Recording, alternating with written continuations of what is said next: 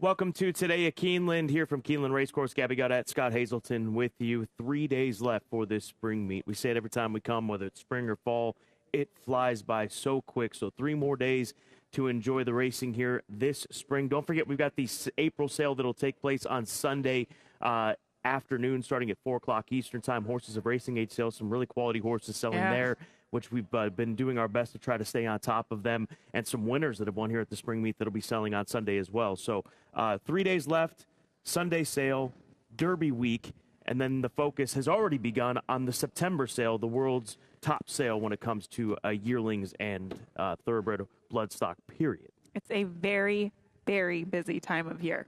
It is. That's for sure. So get your rest, make some money. Let's try to get it done.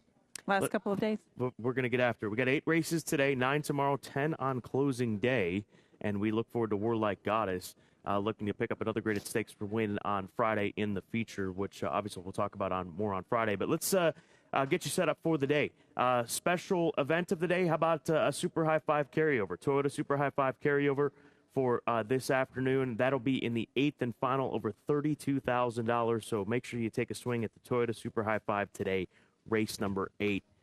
That might be the toughest race of the day. We have had many Super High 5 carryovers. We have had several Pick 6 carryovers, and that just goes to show you how difficult the meet has been. I would like to know just the average payout, just in terms of odds for our winners here today. I mean, over the course of the meet thus far.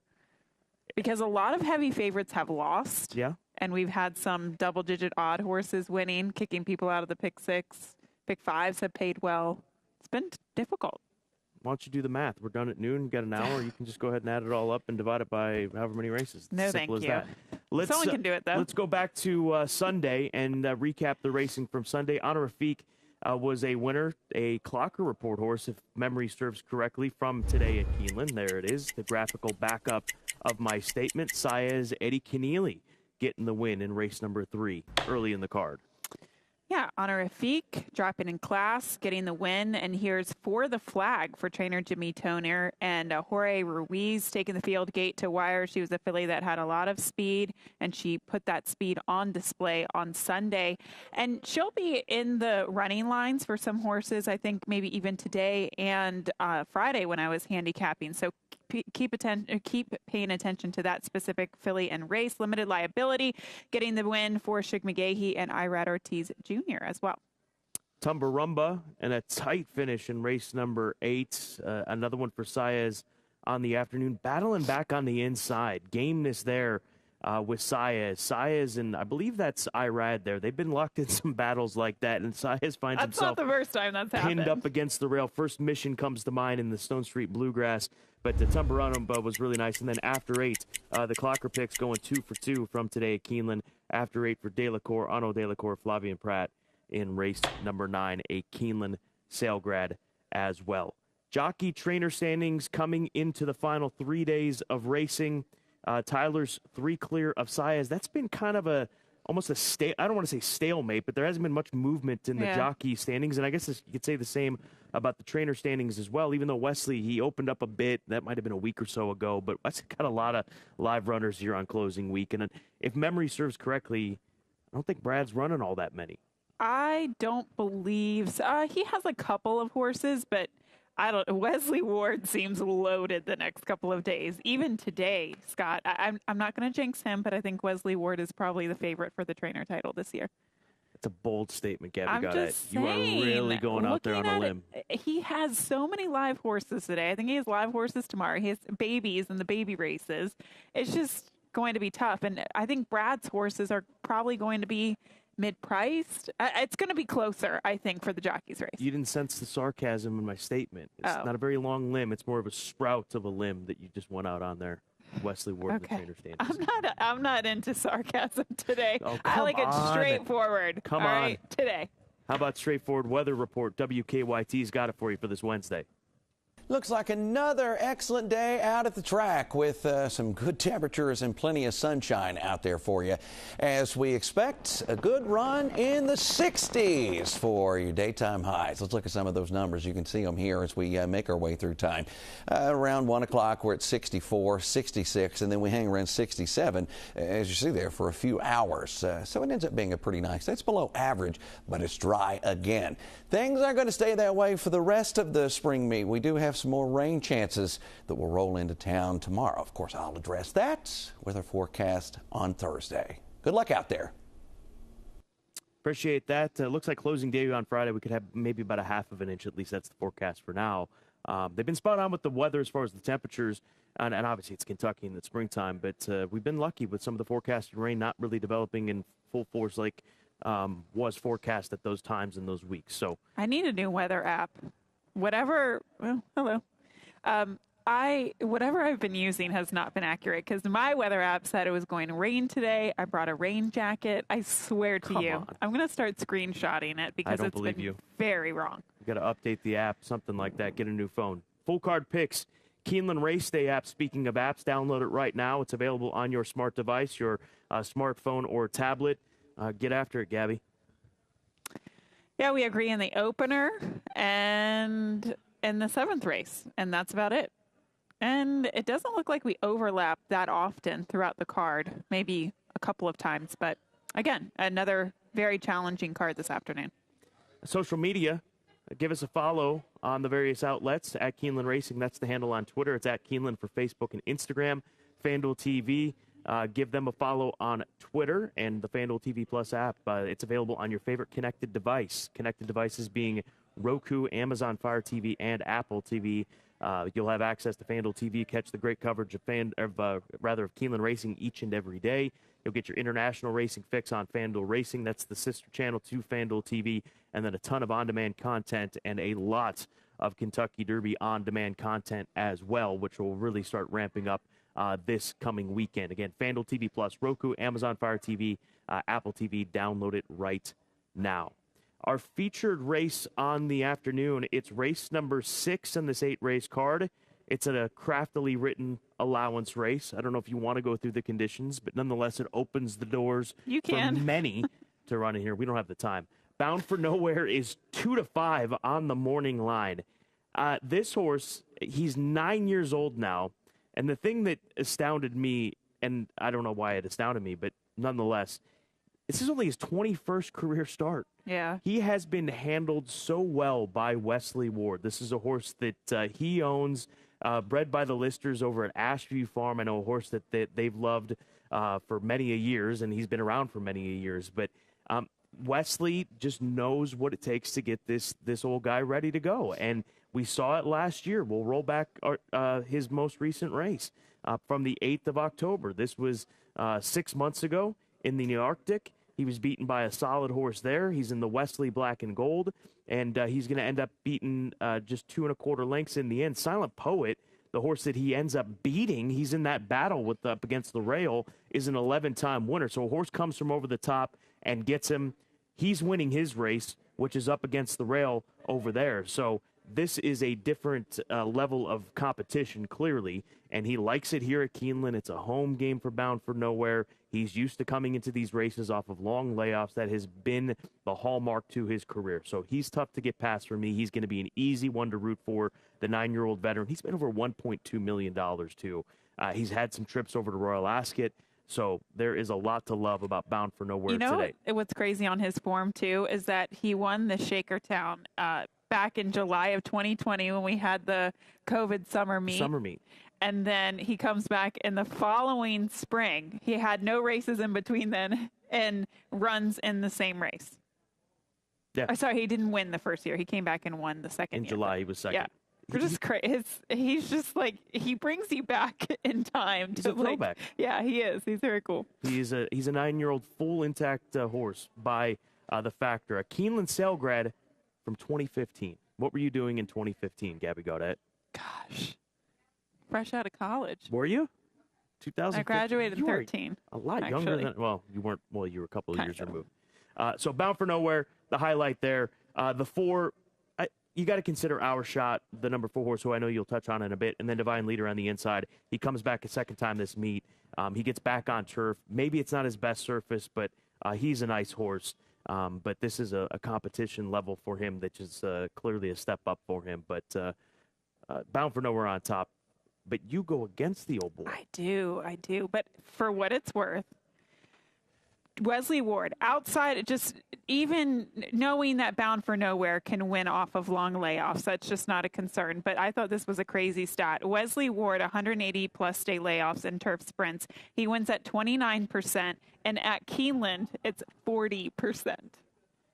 That's crazy stats. That's right the best stat that you've ever come up with, ever. It's a really good stat.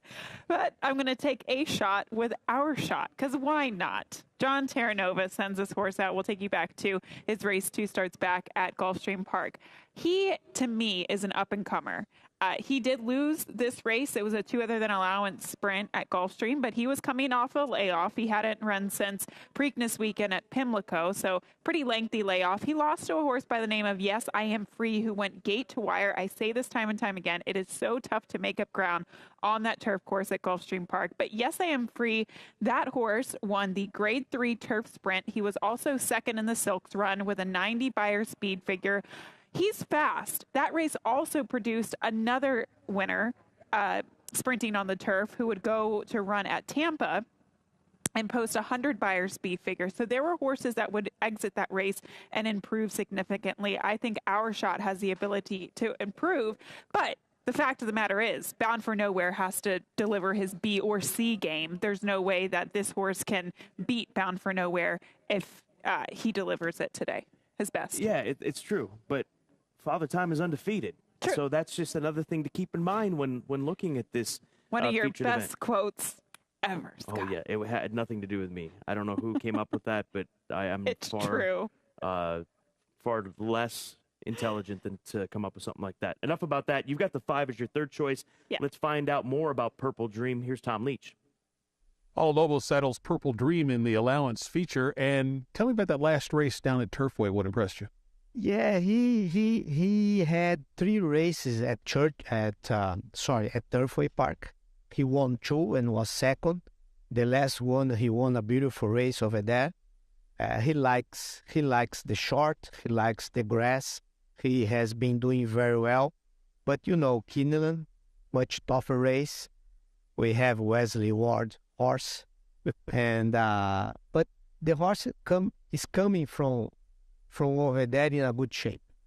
A couple of local works. How has he handled it here at Keeneland? Very well, very well. He's a horse that works well here, and he is fit. Didn't lose anything in the winter. But as I said, Wesley Ward, I think it's the horse that's very tough to beat. Is your horse better on turf, you think? I think he ran good. He ran second. He won on the turf. He won second. He runs second in Churchill. I think he will like the turf here. Good luck. Thank you so much. All Lobo settles Purple Dream in the allowance feature. Let's move along to our key races. I'm going to go to the nightcap race number 8. It's a marathon race, 1.5 miles on the turf course, second level allowance condition. Fillies and mares 4 and up. Big scratch, in my opinion, of the 1-horse Federalist Papers. Also take out the 8-horse Ya Beauty. Broadway Boogie, Jorge Ruiz, is going to look for another win this meet with Jimmy Toner.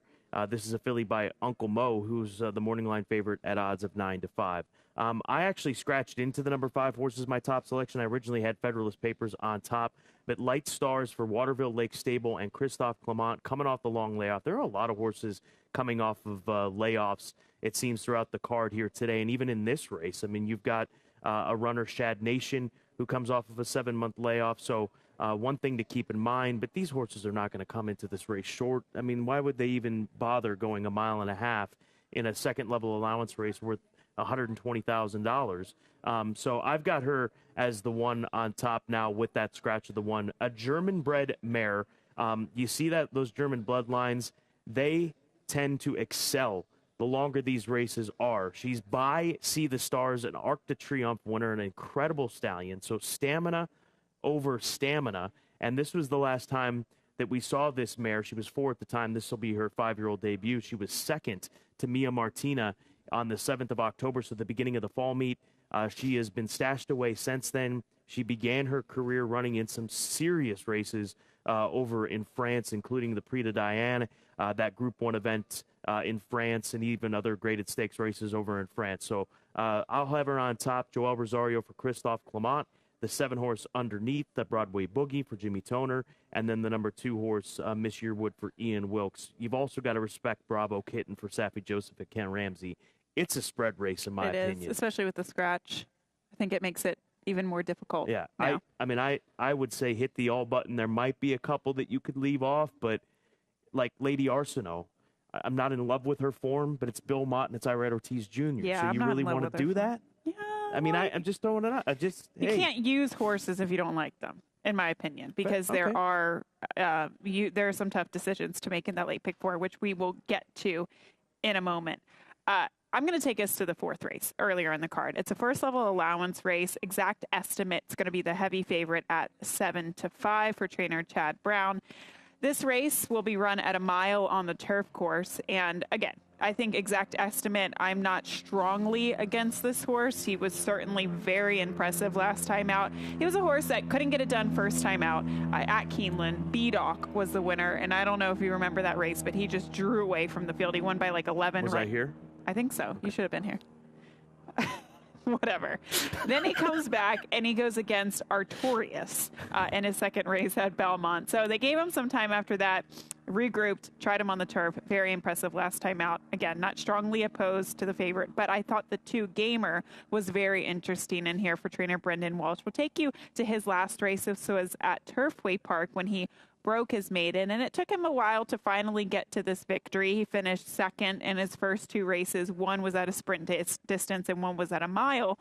But he just has a pedigree that I think will help him improve on the turf. He's by Twirling Candy. Twirling Candies we see do very well on the turf just in general, even in turf routes. Irad Ortiz Jr. gets the mount once again, was aboard him last time out when he won at 87 cents to the dollar. So he's just kind of a newer face, I guess. I think he can take another step forward on the turf. So 2-7 for me, and then the 9 Catnip, who is coming off a layoff. Last year faced, Stakes Company in his 3-year-old season, including the Grade 3 Virginia Derby. I still question how good he is, but that's why I have him in 3rd. The 7 is the horse to beat, taking a shot with the 2. Could be a hunch play for Kurt Becker and his feline. Dum Dum. Catnip. Sure. That's it. Okay. When's the last time he threw a whatever at somebody, by the way? That was strong. Let's go on to the Clocker Report. Races 2 and 5 are the races that the Clockers check in on. Race number 2, 5.5 on the turf course. Say It Loud, the 8-horse for Peter Pugh, 12-1 on the morning line. Pugh comes here to Keeneland with like 1 a meet, and they always run big. This horse worked in 47, second best of 138. Do you have a stat to back that opinion up? No, I just have a good memory. Debut was good here, showed good speed in the local breeze, and then Barb Tourage. Sure. Does that sound right to you? Mm-hmm. In race number 5, this definitely has to be referring to Barbara Banke, right? Stone Street Stable.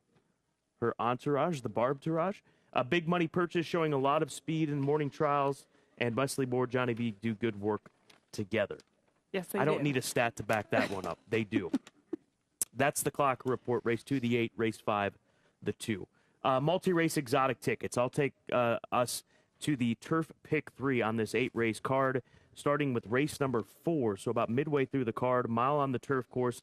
I've got the 7 exact estimate, the 7-5 morning line favorite, and then the 9-horse Catnip for Stidham. Do respect Gamer at 8-1, but drawing the line there in that race. In race number 6, 2 races later, just going to go 2 deep with the 4-hour shots, and then Bound for Nowhere. So you kind of agree with me, because you would have singled otherwise. Like I said, Father Time is undefeated. At some point in time, the clock's going to run out. I hope it doesn't on Bound for Nowhere. Let's hope that he's got another good year in store for him, whether it's 1 or 2 races or whatever it may be. He doesn't owe anybody a darn thing moving forward. And then in race number 8, the 1.5-mile race, I would have gone a lot deeper, but wanted to bring you just a $36 ticket, 2, 5, and 7. That's the race that you've got to spread, as we've talked about. The 1 is a scratch in there, but there are several horses in there that make a ton of sense, like Bravo Kitten, the number 3 horse. So $36, $3 Keeneland Turf Pick 3, $3 minimum And this turf pick 3, it's paid very well, as we've seen over the last couple of years at Keeneland each and every race day when it's offered. That might be one of the cheapest tickets you've ever provided. You having a rough meet? No. That wasn't remotely. I'm kidding. Okay. But that is a cheap ticket. It's a cheaper ticket considering $3. Okay, it is Wednesday. Thank All right, you. big spender. Thank you for reminding me. $32 for the late pick 4. I used the 1, 2, 8, and the 11 in race 5, which is a 2-year-old race for the fillies. And of course, I used Barb Tourage for trainer Wesley Ward, but also using the Johnny Ortiz, a first-time starter, Bright Work, who draws the rail. Throwing in a bomb, the 8 horse for Jason McCutcheon, and then the 11 Justin Opinion is going to be a 2-year-old first-time starter for Steve Asmussen. 6th race, using my 2 horses, the 4 and the 9, Our Shot and Bound for Nowhere. The 7th race, just using 2 horses in there with the 2 Gold Luck for Jonathan Wong and the 5 One Giant Leap, another live runner for Wesley Ward. And then in today's finale, 2, 5, 7, and 9. And I think that's enough coverage for me. I know it's a wide open race, but I feel like those 4, we probably have it, at least that leg. I know that texting on live TV is not something that we'd like to admit we do, but let's be honest, it does a lot. We do a lot, which we'll get to in a second. But our Sailgrad Spotlight is going to take us to race number 2. That is Charging, who was hip number 1045 at the Keeneland September sale and went for $125,000. So Charging for Robert LaPenta, E5 thoroughbreds of Robert J. Edwards Jr. and Madacat Stable, Sol Kuhlman, Keeneland graduate, son of Candy Ride of the Smart Strike First Dam Electric, 2-1 on the morning line in race number 2 on the turf course. Back to my texting here, but we've got a regular viewer. His name is Andy from New York. Andy, we thank your support. He looked up the stat on Peter Pugh. 0 for 3, but all his horses ran second all last spring at 12-1, 33-1, and 58-1. Wow. And Andy, I know he's a longtime listener. We appreciate you checking in this morning. You're hired. Researcher. Yeah, absolutely. Perfect. We need Keep one of those. Best angles of the day. Back to race number 4, we head. There's the Catnip and Exact Estimate race, which our researcher Andy's supposed to tell me why that horse got that name, I do believe. But in this race, I'm going to play a $5 pick 3. So it's a 50-cent minimum play normally, or it is minimum. You can step it up as much as you like. And there's a lot of folks that will do this with pick 3s, with rolling doubles on race cards. So I've got Exact Estimate on top as far as leading the way in this pick 3. And we'll take you back to Exact Estimate's most recent run, one of the more recent runs for this horse on the 17th of March at Gulfstream Park. So this is in part why this runner will get a lot of attention in this 4th race here today. So Exact Estimate, to me, is going to be really tough in this situation. Coming off of this victory on the 17th of March, beat Oglethorpe that day. Oglethorpe, the runner-up in that race that we just showed you back. I mean, that was a pretty straightforward run for this colt. Just laid back, made a run at him. But Oglethorpe, you may have mentioned this, was a winner on the 15th here at the Keeneland meet. So comes out of a live race, beat a horse that was able to come back. So I'll key him on top, 7 with 1-7 with 4-9, $20 ticket. $5 play here. You can play it for 50 cents if you wish to do so, but I'm going to try to hit it 10 times is the idea. All right, I'm going to take us to the 7th race. It's a 50,000 claiming event. Non-winners of 2 lifetime, 6 furlongs on the main track. One Giant Leap is the 6-5 favorite in this event, sent out by none other than Wesley Ward. Again, He said he's going to have a good day. Yeah, he's going to have a good day. Probably good closing week here. Did you know he's the favorite to win the training title? That's what the folks are saying. Anyway, I heard it in the parking lot. One Giant Leap was impressive last time out, but this is a claiming race. I'm just trying to beat Wesley where I can. We can't keep picking 6-5 Wesley Ward horses all day. The 2 Gold Luck is the alternative for me. Jonathan Wong, you mentioned this. I'm picking up on it. Very strong first off the claim. He did lose with a short price favorite last week, but that horse was just kind of on the engine the entire way. Didn't get the right type of trip. First off the claim, it remains at the $50,000 level today, and blinkers going on. Now, his last race wasn't great, but he faced Allowance Optional Claiming Company. This was a race in which he finished second at 28-1 for the previous connections, Gennaro Garcia. So this horse, obviously, you're hoping that he can either make a lateral move or a slight step up first off the claim for Jonathan Wong. And again, has sent a limited amount of horses here, but they all have been running well. So taking a shot against the heavy favorite with the 2, 2, 5, 6 are the top 3 for me. And I'm just going to box them in an exacta, see what happens. All right, those are our best angles of the day. Let's go to Tom Leach for his long shot on this Wednesday.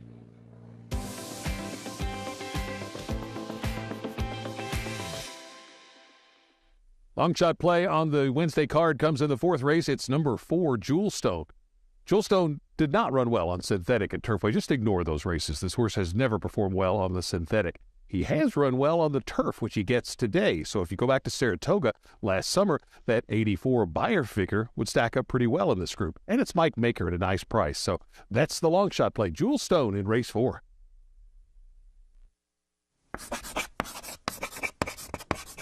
I'm trying to avoid the sweep. It's just, lately. I did have, I haven't won, have I? No, I did win the first week. Why can't I keep track of this? With 1. I'm good on 3-day race weeks. That was a 2-day race week, by the way. So maybe that's my key.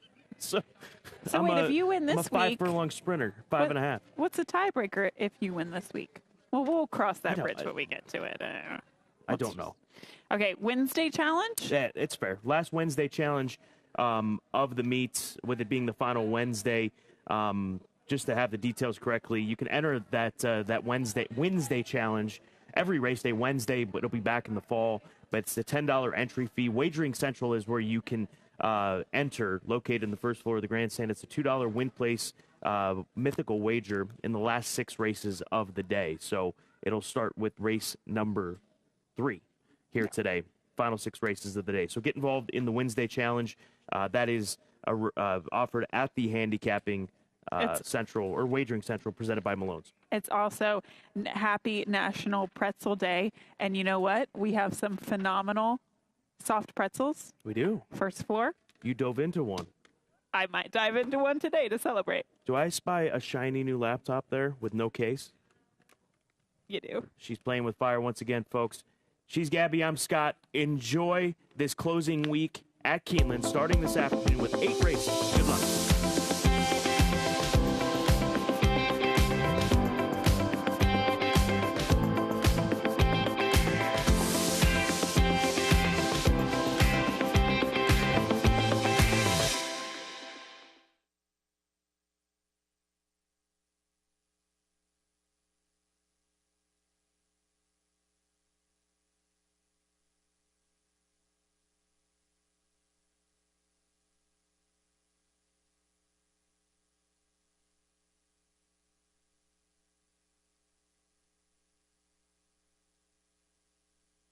In this industry, timing is everything. Every moment counts. And this moment is yours to seize. Sell a hot runner. Find your next winner. Strengthen your stable.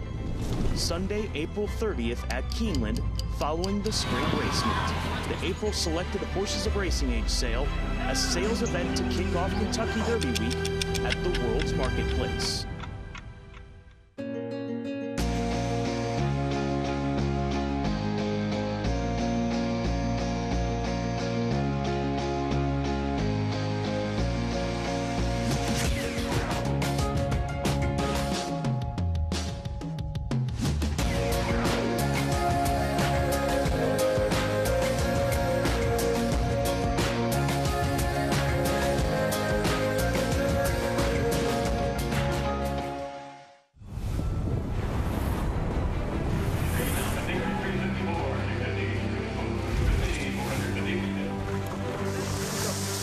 Last September broke records. It brought the energy, the magic, the momentum. And this year, it all returns. Only at the World's Yearling Sale. Keeneland, September. New Toyota Tundra is amazing. It's rugged and capable. Designed, engineered, and built right here in the USA. And Tundra is more powerful and more fuel efficient. The iForce Max hybrid powertrain delivers 437 horsepower. And with the multi-terrain select, no matter what the conditions are, it automatically adjusts the engine, throttle, and traction. While the crawl control modulates the throttle and brakes. When we say you can go anywhere and do anything, Tundra really means it. Yeah. Toyota. Let's go places. It's been 154 days. 5 long months. And now, the wait is over. Finally. Racing is back at Keeneland, April 7th through 28th.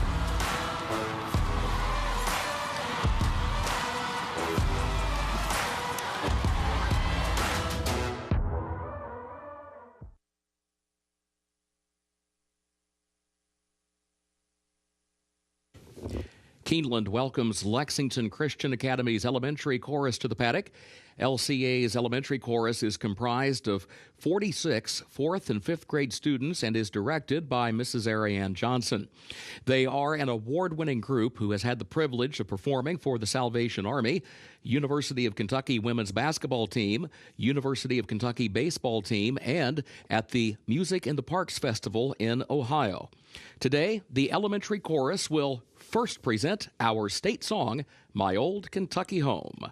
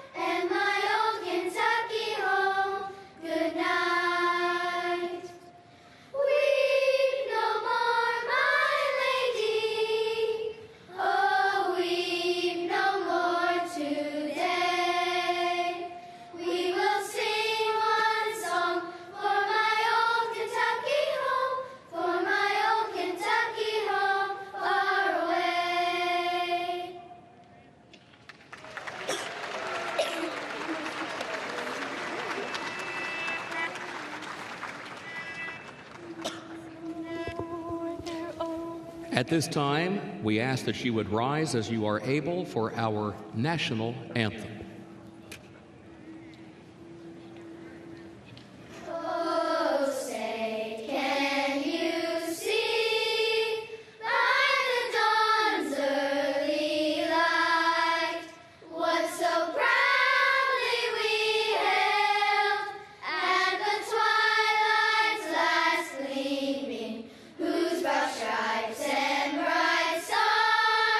Through the perilous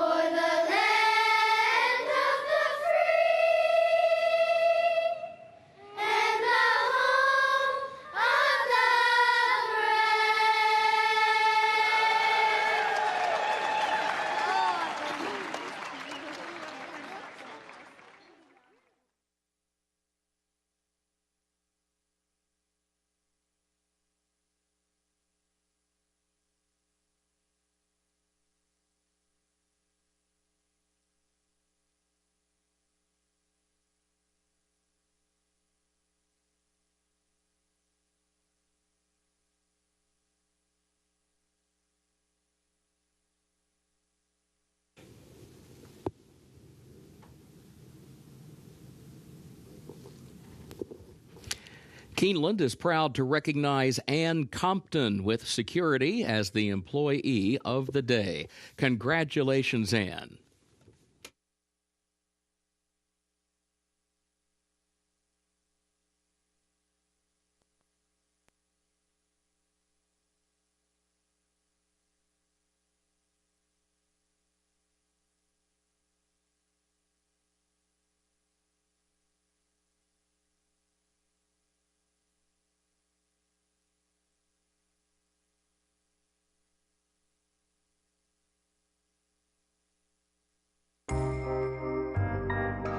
In the event of an emergency, Keeneland is dedicated to ensuring the safety of our patrons. This video illustrates the proper evacuation protocol from all locations in the Keeneland Grandstand facility. Depending on the nature of the emergency, directions may be altered. Please remain calm and follow the direction of guest services and security personnel. Patrons should never use elevators during an evacuation. Patrons in the corporate boxes, Eclipse Room, and Phoenix Room should exit using the stairway located near Elevator A. Proceed down the stairs to the ground floor and veer right to exit through the lower club entrance. Patrons in the Lafayette Room, Keeneland Room, Lexington Room, and Kentucky Room should exit using the stairway located near Elevator B. Proceed down the stairs to the ground floor and exit through the paddock area using the East Gate. Patrons in the third floor main clubhouse and clubhouse paddock dining rooms should exit using the stairway located near Elevator A. Proceed down the stairs to the ground floor and veer right to exit through the lower club entrance. Patrons in the Bluegrass Room and third floor ITW area should exit using the stairway located near Elevator B. Proceed down the stairs to the ground floor and exit through the paddock area using the East Gate. Patrons in the Finish Line Room and Green Room should exit using the stairway leading to the North Terrace. Proceed down the stairs to the second level and through the doors outside. Proceed down the stairs to the ground level and exit through the North Gate. Patrons in the outside reserved grandstand seats and boxes should proceed down the nearest stairway to the ground level. Proceed under the grandstand towards the paddock area and exit via the nearest point of exit, the South Gate or the East Gate. Patrons in the second floor main clubhouse dining room and life members room should exit using the stairway on the south side of the administrative offices. Proceed down the stairs to the ground floor and exit through the South Gate. Patrons in the second floor clubhouse paddock dining room and clubhouse tavern should exit using the stairway located near Elevator A. Proceed down the stairs to the ground floor and veer right to exit through the lower club entrance. Patrons in the mezzanine bar and second floor ITW area should exit using the stairway located near Elevator B. Proceed down the stairs to the ground floor and exit through the paddock area using the East Gate. Patrons in the sports bar and cantina should exit through the doors leading to the North Terrace. Proceed down the stairs to the ground level and exit through the North Gate. Patrons in the lower club, clubhouse lawn, club lobby, and director's room should proceed toward the clubhouse parking lot using the nearest point of exit. Patrons in the gift shop should proceed toward the South Gate using the nearest point of exit. Patrons in the apron area should proceed under the grandstand towards the paddock area and exit via the nearest point of exit, the South Gate or the East Gate. Patrons in the equestrian room and first floor Brats and Brew should proceed towards the North Terrace and exit through the North Gate. Patrons in the paddock area and North Terrace should proceed toward the nearest point of exit, the South Gate, East Gate, or North Gate. After evacuating the facility, please remain calm and follow the direction of guest services and security personnel in the safest route to return to your vehicle. Thank you for your attention and cooperation.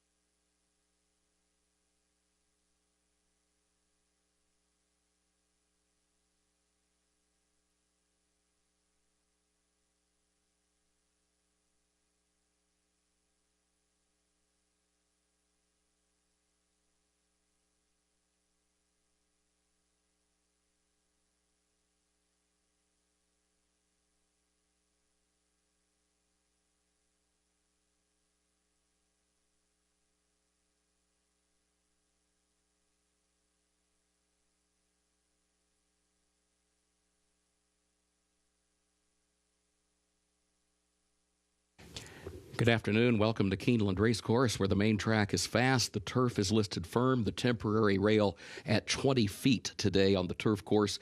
Time now for a look at the program changes. The first race starts the first of the day's rolling doubles and pick threes. It also kicks off the early pick 5. In the opener, Scratch the 10, Norcan. That's in the first race, Scratch the 10, Norcan. There's also a jockey change in the first. The jockey of the 1, Boy Por Uno, will be Isaiah Wiseman. The jockey for number 1, Boy Por Uno, the jockey Isaiah Wiseman. Second race, we'll start the early pick 4. Scratch the 6, Eternal Bliss. Also scratch 13, Brazilian Fury. Scratch the 14, Saturday Long Legs. And scratch the 15, Forcible Entry. That's in race 2. Scratch the 6, Eternal Bliss. Also scratch 13, Brazilian Fury, 14, Saturday Long Legs, and 15, Forcible Entry. Please note, number 16 will run. 16, Beer Run, draws into the race. Third race, start of the pick 6, no carryover. In that third race, scratch the 1, Deputy Connect. Scratch number 1, Deputy Connect. Fourth race, start of the late pick 5, also start of the Keeneland Turf pick 3, which is its own separate wager comprised of races 4, 6, and 8. In that fourth race, scratch number 5, Beige, and scratch the 10, OP Firecracker. Again, that's in the fourth race. Scratch number 5, Beige, and scratch the 10, OP Firecracker. Race 5 starts the late pick 4. Scratch number 9, Boyne Valley, and scratch 13, Green Chili. That's in race 5. Scratch the 9, Boyne Valley, and scratch number 13, Green Chili. Please note, number 14 will run. Number 14, Little Music, draws into the race. Sixth race, the feature. Scratch the 10, He's My Honey Badger. Scratch the 10, He's My Honey Badger. Seventh race, no changes. Eighth race. Carryover for the Toyota Super High 5, $32,747. In that eighth race, scratch the 1, Federalist Papers, and scratch the 8, Ya Beauty. So in the eighth race, scratch the 1, Federalist Papers, and scratch the 8, Ya Beauty. Those are the current program changes. Time now to check in with Scott Hazelton and Gabby Gaudette. Very happy Wednesday to you, Kurt Becker. For those of you joining us here at Keeneland Racecourse and from around the world, we get set for 8 races to kick off the final 3 days of racing. Just 3 race days left in this, what has been a phenomenal spring meet once again, this time in 2023. It has, and we said this towards the beginning of the meet, but this is how quickly time goes. We saw several champions come back and return at Keeneland in the first couple of weeks. That was really exciting. We also saw crazy payouts, so who knows what's in store for closing week here. We've got some big-time runners competing today. In fact, a stalwart in the game in today's feature, the 9-year-old son of the Factor, Bound for Nowhere, so properly handled by Wesley Ward through his years. He's only making his 21st career start. He is a very good sprinter. He's won 3 times here at Keeneland. He's 9 for 20 in his career. He makes his 9-year-old debut here today, and he's 2-5 as the favorite on the morning line. Yes, and he's even a graded stakes winner right here at Keeneland as well. He has taken his form everywhere he goes, whether it be Woodbine, Fairgrounds, Saratoga, Belmont, even right here at Keeneland. He is such a classy horse, and he'll be tough to beat. But one horse in here that I think you should pay attention to is the 4 Hour Shot. He seems to be an up-and-coming horse and a very quick turf sprinter, but is a closer, so completely different running style than the favorite. We look forward to that. So that is our featured race number 6 on the afternoon. Also, we've got the Toyota Super High Five carryover, which will take place in the 8th and final $32,747 carrying from Sunday in the Toyota Super High Five.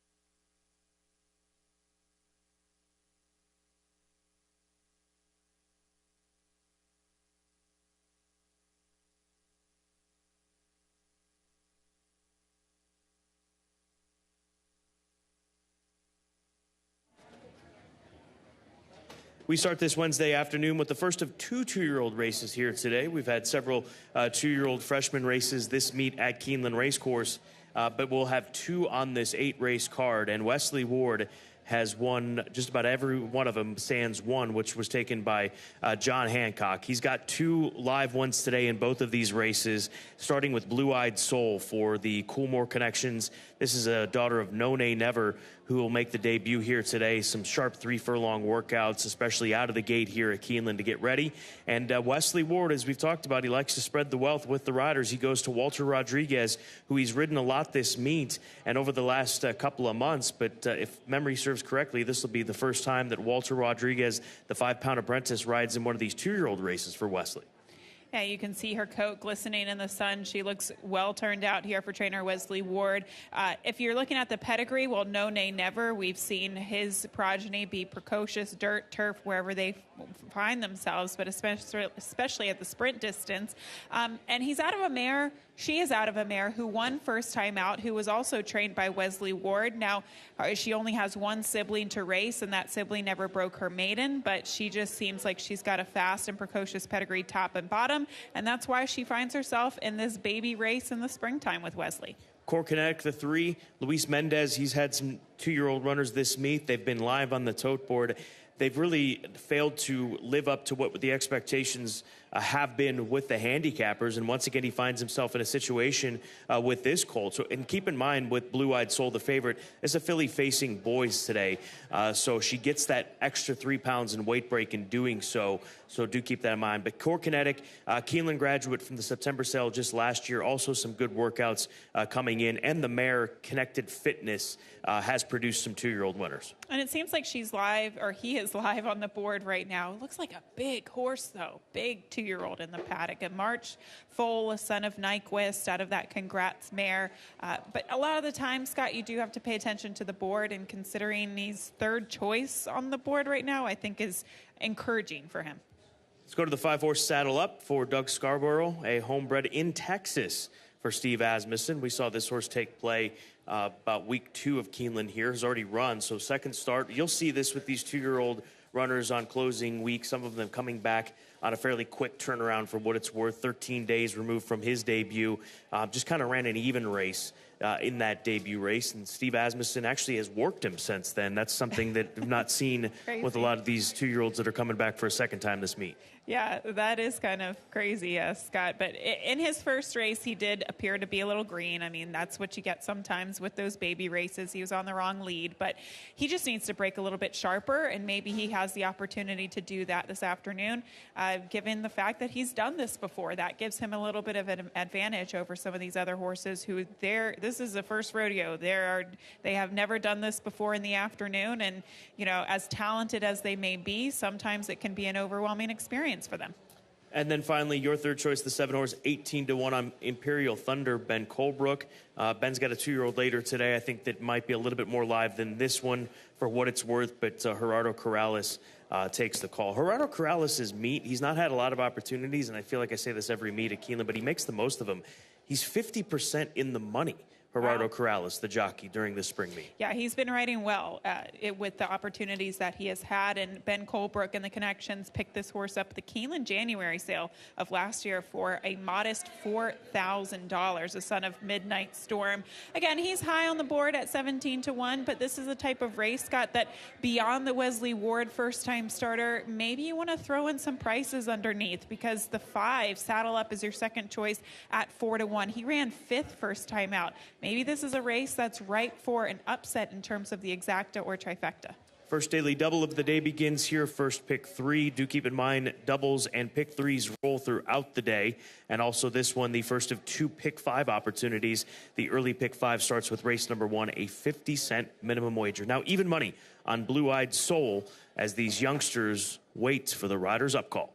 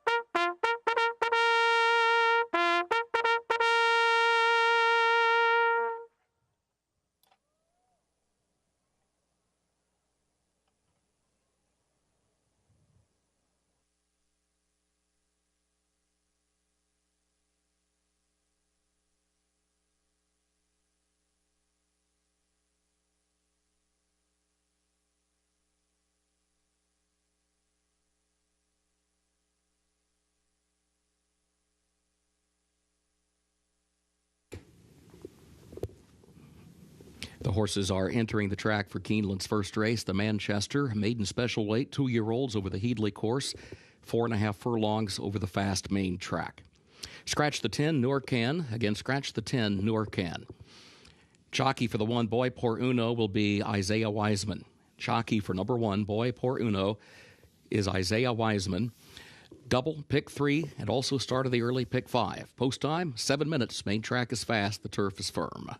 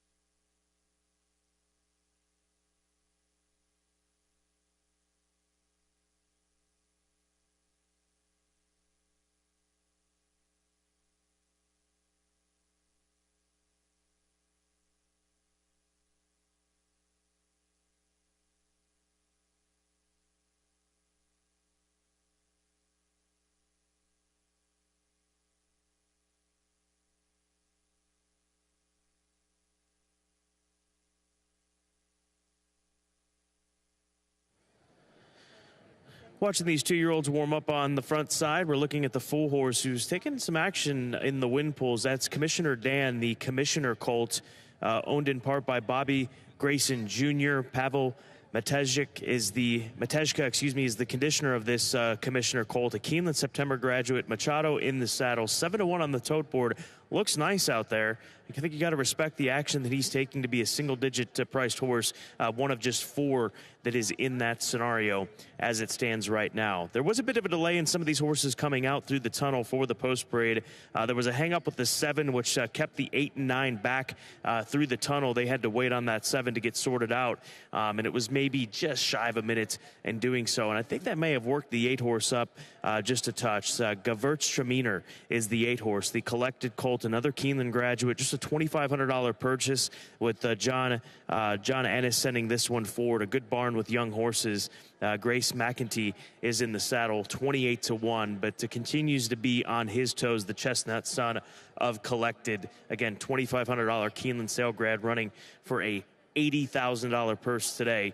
Just goes to show you why it's worth sticking around at all of those September sales here that we have at Keeneland. There are horses for everyone, and horses that can go on and do some nice things for big purses here in the state of Kentucky. Early pick 5 pull, over $250,000, $255,000. There is a look at the Wesley Ward runner who is sitting at 4-5 for the Coolmore Connections. That is Blue Eyed Soul, the filly, who's taken on the boys here today with Walter Rodriguez in the saddle. She gets in ultralight here today, just packing 111 pounds. 3 minutes to post, the opener here on this Wednesday.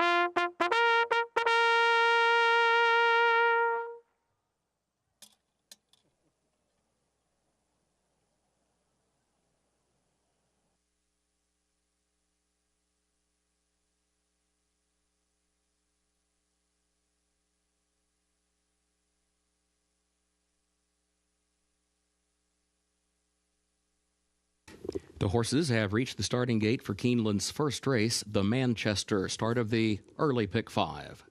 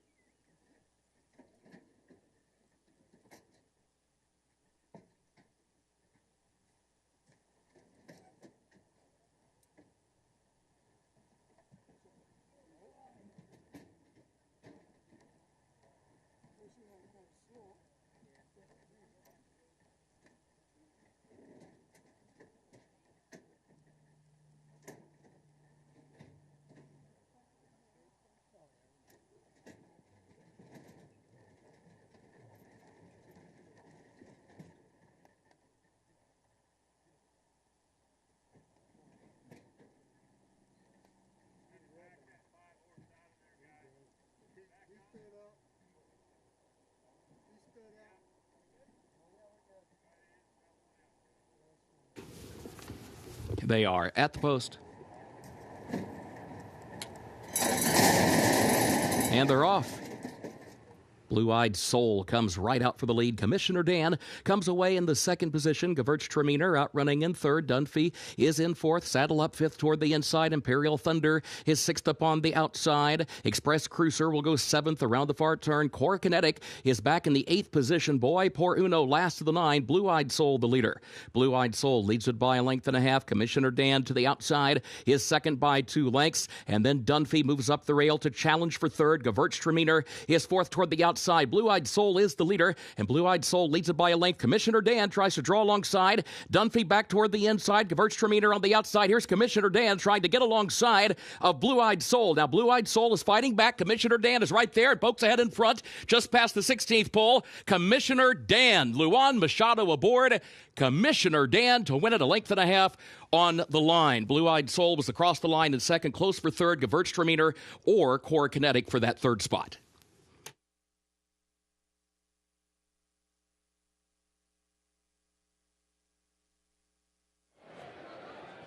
Commissioner Dan able to run down the Wesley Ward first-time starter Blue-Eyed Soul, and does so fairly easily in the end. The horse was live on the tote board at 7-1 at about 3 to 4 minutes to post, drifted up to 11-1. So well done if you had him. This is a Keeneland grad, the son of Commissioner, with Machado in the saddle. Fast out of the starting gate, keeping the two. Blue-Eyed Soul, the favorite, Honest on the front end, the son of Commissioner, getting the job done, a Keeneland sales graduate as well. Commissioner Dan on top at 11-1 over the 4 to 5 favorite.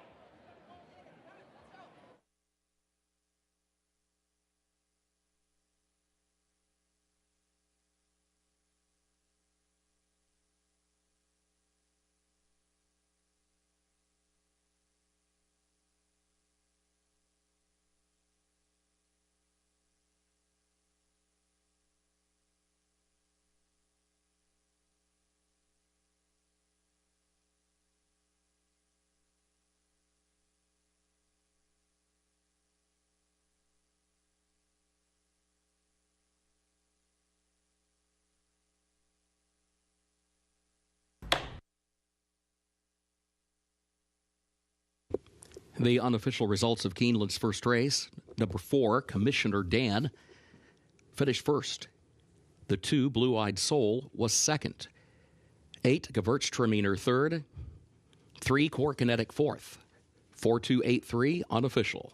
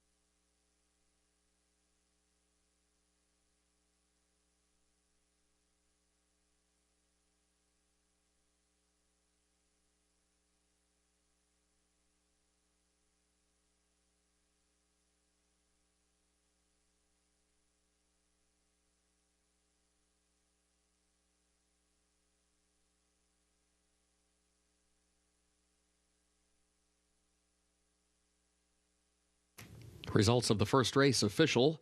4-2-8-3, the official results.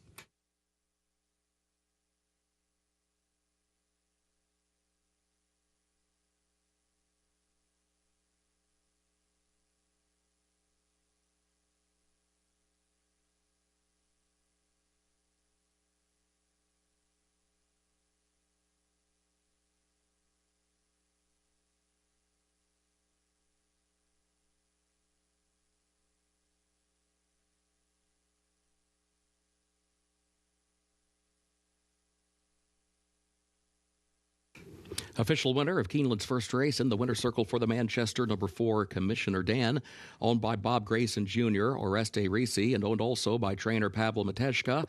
Luan Machado is the winning jockey. Commissioner Dan, a 2-year-old son of Commissioner out of Miss Lavona by Dixie Union. Winner bred in Kentucky by Equus Farm. Keeneland September sales graduate gets the 4.5 furlongs, the Headley course, in 52.52 seconds.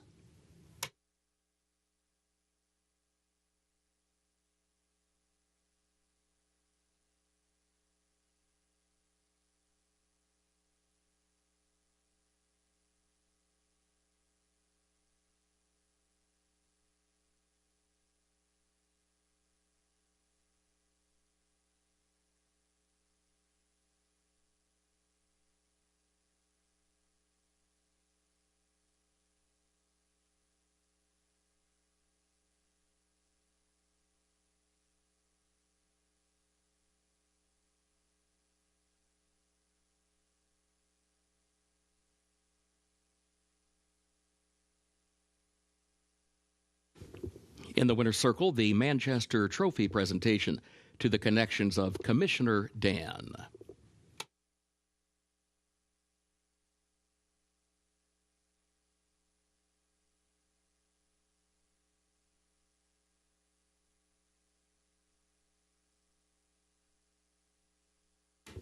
Keeneland's second race upcoming. Double and pick 3 wagering start of the early pick 4. The turf is listed firm today. Temporary rail at 20 feet.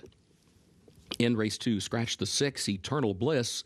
Also scratch 13, Brazilian Fury, 14, Saturday Longlegs, and 15, Forcible Entry.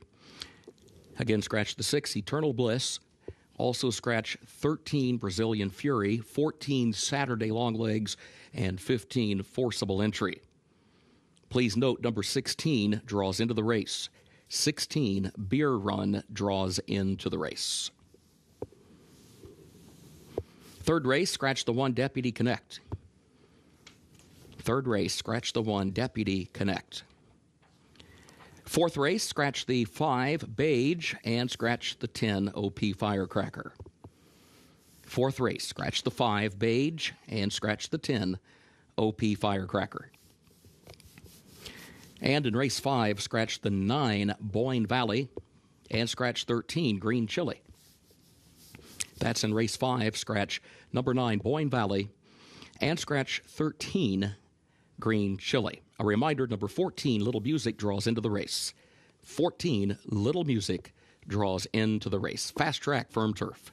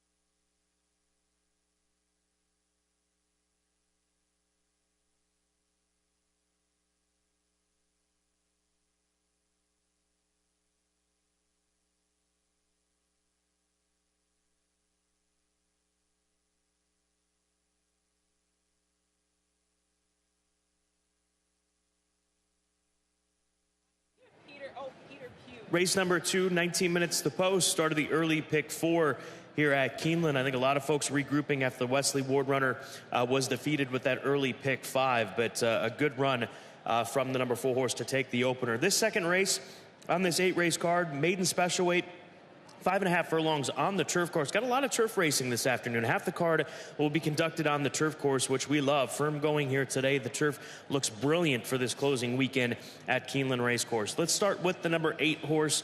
That is Say It Loud for Peter Pugh. Almost upset the apple cart on debut back in April of last year at 33-1, and came back, ran at Belmont Park, not quite to the same level of performance that we saw on debut, but has had 11 months off to come back here. And we talked about this morning on Today at Keeneland. Peter Pugh, he didn't win last spring, but he bought some runners that showed up last meet at big prices, and this one's getting respected based on that right now, Gabby. 8-1 on Say It Loud. I think he bounces back. Specifically, Scott, I wrote down the statistics. He started 3 horses last year at Keeneland. They all finished second. One was 12-1, one was 33-1, and one was 58-1. So you're absolutely right that he is very strategic with what he brings here to Keeneland, and they all historically have run very well. The 12 horse is charging 9-2 on the tote board. That makes this horse the 3rd choice in the current wagering, charging the Keeneland Salegrad Spotlight horse from this morning, owned in part by Robert LaPenta, E5 Thoroughbreds, Bob Edwards, and Madacat Stable as well. And here's a horse that's run twice, both of which have been top 3 finishes, still seeking that first career victory. So I'll admit that I did scratch into this pick. I did like the 6 originally, and with him out, I go to my second selection, and that's the 12 Charging. But he does have some races to like. Last time out, he finished second to a horse who would actually come back to win at Evangeline on the turf. He won on this 22nd of April, so actually won relatively recently. And even his first race, he ran really well against a tough field. That was a key race down there at the fairgrounds on the dirt. He's turning back in distance to this sprint distance, but it does seem like he has enough speed to at least keep pace with the rest of the field. Monet Never, the number 5 horse, looks like it could be the 2nd consecutive race that we have an offspring of Monet Never go off as the favorite. Had that 2-year-old runner. She ran well on debut in her first career start, but this is a gelding by Monet Never for Phil Antonucci, who sends this one up from Payson Park in Florida. That's where this 3-year-old has been training, and had a race just over a month ago where he ended up finishing second, beaten just in length. He's run 2 good sprint races. He's a proven commodity when it comes to the turf sprint ranks coming up from Florida. Yeah, and I think he should be respected for that. His first race, he drew an inside post position, and I just thought because of the post position, he was caught up in a very fast pace on the inside. He rated it a little bit more last time out, but then kind of had to wait a little bit too long to make his move, and ultimately Portofino wound up being the winner of the race. But 2 solid turf sprints. I think he's one of those horses, you see what you get with him. He's one of the more logical horses in here. And then let's go over to the number 3 horse. That is the Wesley Ward runner. Am I Keeneland right now? I just want to double check. We're at Keeneland, right? Yes. Wesley Ward's got a 12-1 horse about get ready to sprint on the turf course. When's the last time that happened?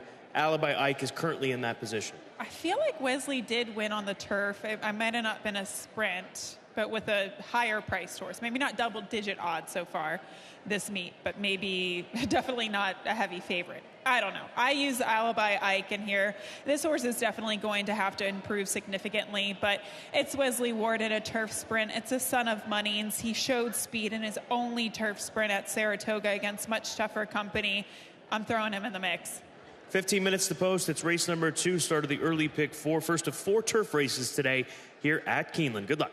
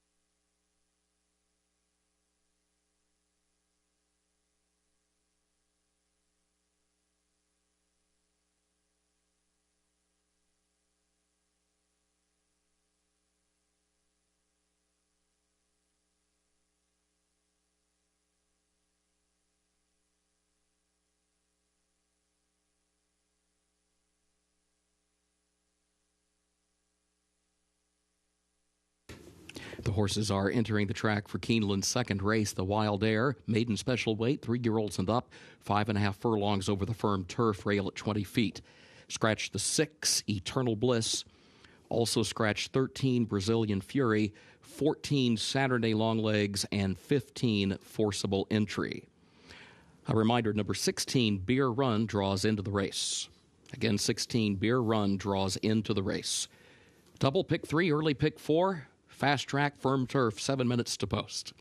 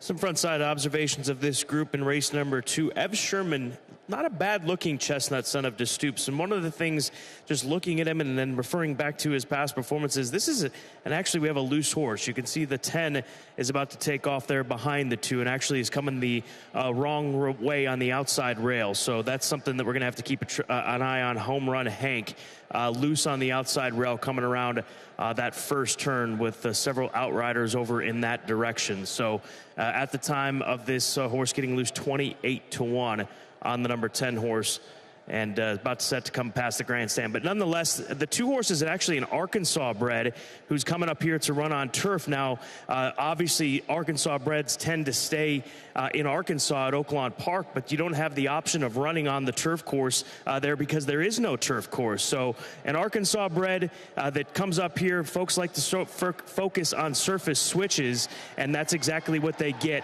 with the number 2 horse at 44-1. The 8 horse we'll get to in a moment as the 10 comes past the grandstand here at Keeneland, still without the rider. We're going to the 11 horse. The 11 runner Liquid Addiction for Brendan Walsh showed speed in a turfway race on debut, and that was a race which produced a winner that would run fifth to Gregory's Pride in that race at last week, I should say, on the 21st of April. So Liquid Addiction, the 11 horse, 3-1 on the board, vying for favoritism. And here Brendan Walsh had really a nice week here at Keeneland Racecourse. Got to keep an eye on this runner at this type of price, and that's going to be a good price on the favorite, whoever it ends up being. The 16 Beer Run does draw into the race, as Kurt Becker referred to. This is a first-time starter for Wesley Ward. Here's where Johnny Velasquez ends up. Your Peter attention, Lydell, please. A late scratch in Keeneland's second race. Scratch the 10, Home Run Hank. Late scratch. Scratch the 10, Home Run Hank. Scratched by the stewards on the advice of the veterinarian. So that being the horse that, in fact, is still loose out on the race course here, trying to be caught by these phenomenal outriders here at Keeneland Racecourse. So scratch the number 10 horse here in race number 2. Beer Run, 8-1, first-time starter for Wesley Ward. City of Light colt, paid nearly $500,000 for him as a yearling, part of that first crop at Keeneland. And they have caught the number 10, that late scratched horse, Home Run Hank. But just do keep in mind the 16 draws in at odds of 7-1. Gabby, a lot to keep track of here front side. We've got the 8 Say It Loud for Peter Pugh, who's 8-1, bringing another horse back here to Keeneland, where he's had such good success, as we've mentioned. Wow, tip of the cap to the Outriders, though, because that was an incredible catch. You can even hear the crowd reacting to it. But yes, the 8 Say It Loud. I talked to Peter Pugh, and I asked him, you only start a handful of horses here at Keeneland. Last year it was 3. What makes you decide which horses to bring here? He said, it's usually the only horses I have because he does have a very small stable, at least of racing horses. And he said that this horse had a legitimate excuse last time out. He was knocked off stride, lost his action, and that's why Flavien Prat just decided to kind of wrap it up in the end. He's hoping for a big performance today. He's been training really well. So again, scratch of the late scratch of the 10. Now we've got 3 horses at 5-1. Or 3-1, excuse me, starting with the 5. 3 horses at 3-1 vying for favoritism. The 5, the 11, and 12 all at 3-1. Just a few $100 within each other to be that close in the win pool. So a tightly contested race in the win pools, and it looks like it should be that way out on the race course. Less than a minute to post. It's race 2 at Keeneland.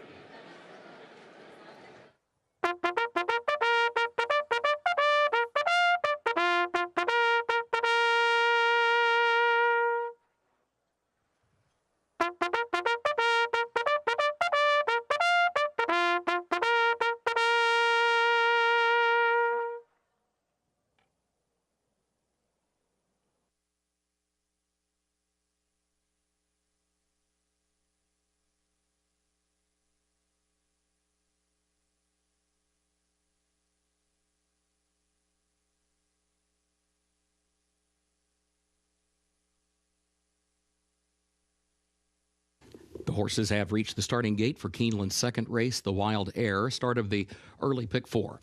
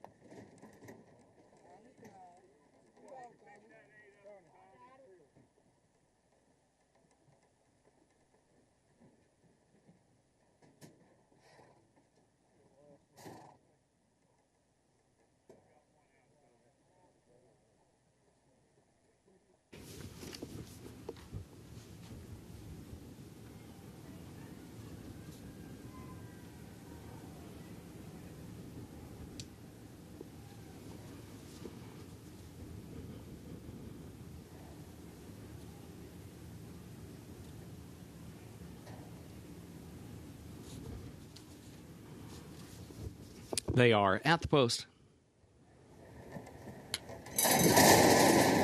And they're off.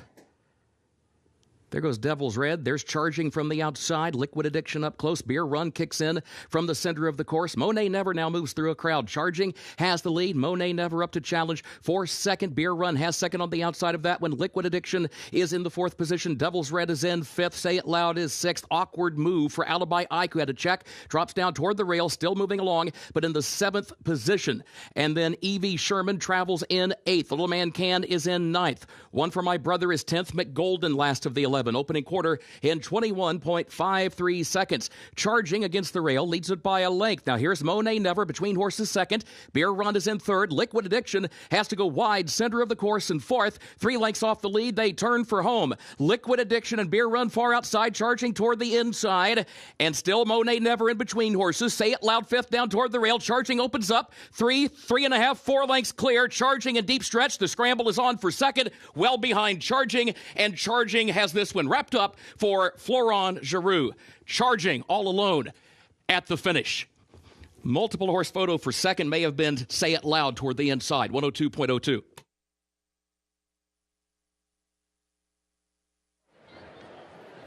Charging very impressive here today as he cut back in distance. He was gone down the stretch. Keeneland Sailgrad that we spotlighted this morning on Today at Keeneland runs away from him for Brad Cox, the son of Candy Ride. Yeah, this was a dominating performance today, and sometimes when you turn back from the mile to the sprint distance, it takes a little bit of their early speed out of the picture or out of the equation. That was not the case for this horse. He was on it today throughout, and a multiple length winner in the end, the 12 Charging with the victory at 5-2.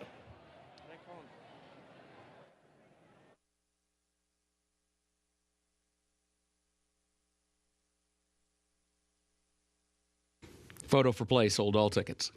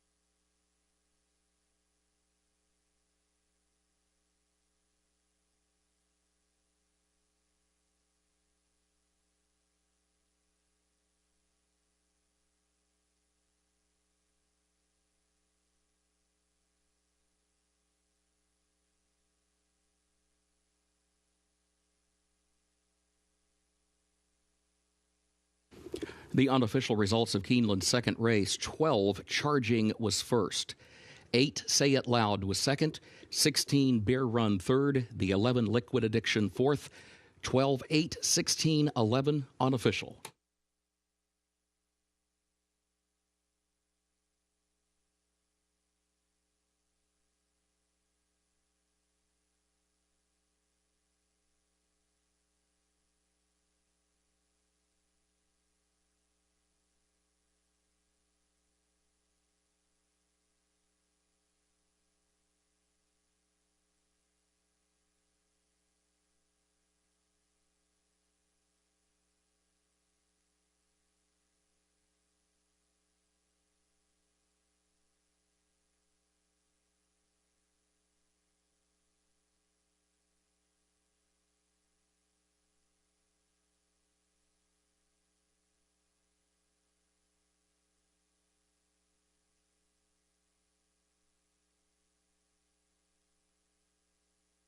Results of race 2 official: 12 8 16 11, the official results.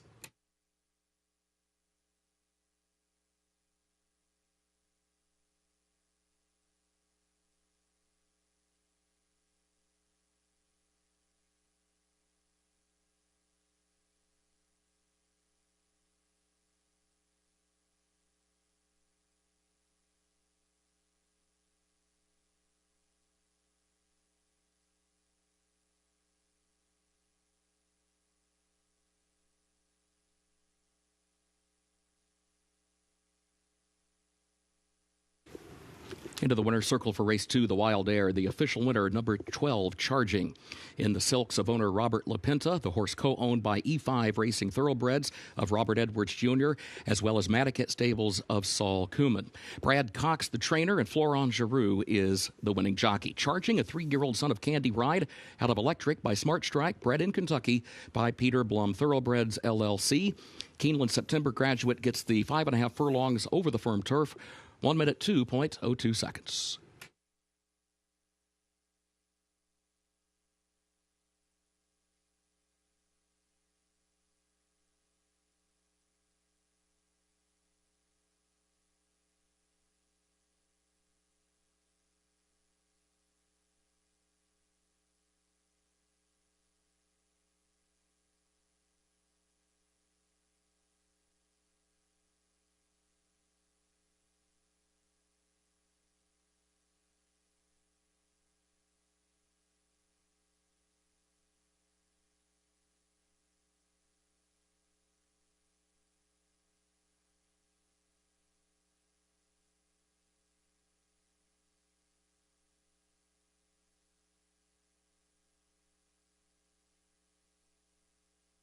In the winner's circle, the Wild Aire trophy presentation to the connections of Charging.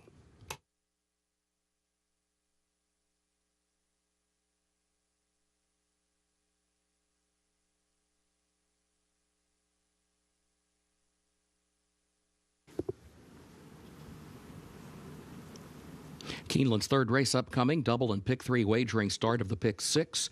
Fast track, firm turf today, the rail at 20 feet on the turf course. Third race will finish in the short stretch at the first wire. In this third race, scratch the 1 Deputy Connect. Scratch the 1 Deputy Connect. No carryover for the pick 6 today.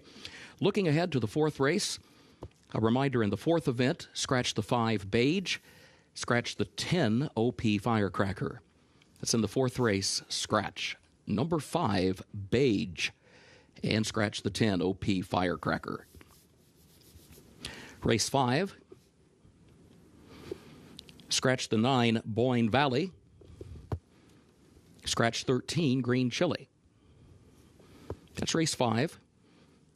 Scratch the 9 Boyne Valley and scratch 13 Green Chili. A reminder, number 14 draws into the race. 14, Little Music, draws into the race. Featured 6th race, scratch the 10, He's My Honey Badger. That's the featured 6th race, scratch the 10, He's My Honey Badger. No changes in race 7. 8th and final race, carryover of $32,000 for the Toyota Super High 5. In that 8th race, scratch the 1 Federalist Papers and scratch the 8 Ya Beauty. It's the 8th and final race. Scratch 1 Federalist Papers and scratch 8 Ya Beauty. Fast track, firm turf.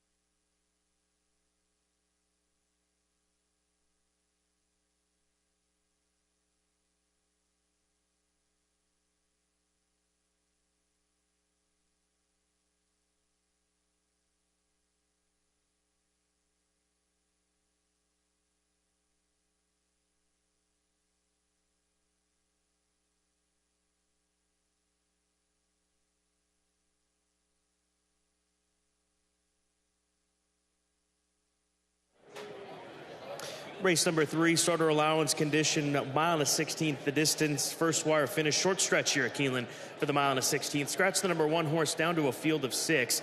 And I've got the 5-horse High Heater on top for Bob Hess Jr. He's only run a couple of horses that have come in from the West Coast, this being one of them. This horse ran on the 12th of April to a very in-form horse named Caramel Chip. So I think this might be a little bit softer spot, even though none of these races are easy at Keeneland Racecourse. I'll go to High Heater. Joe Talamo going to jump into the saddle for the mainly West Coast base trainer Bob Hess Jr.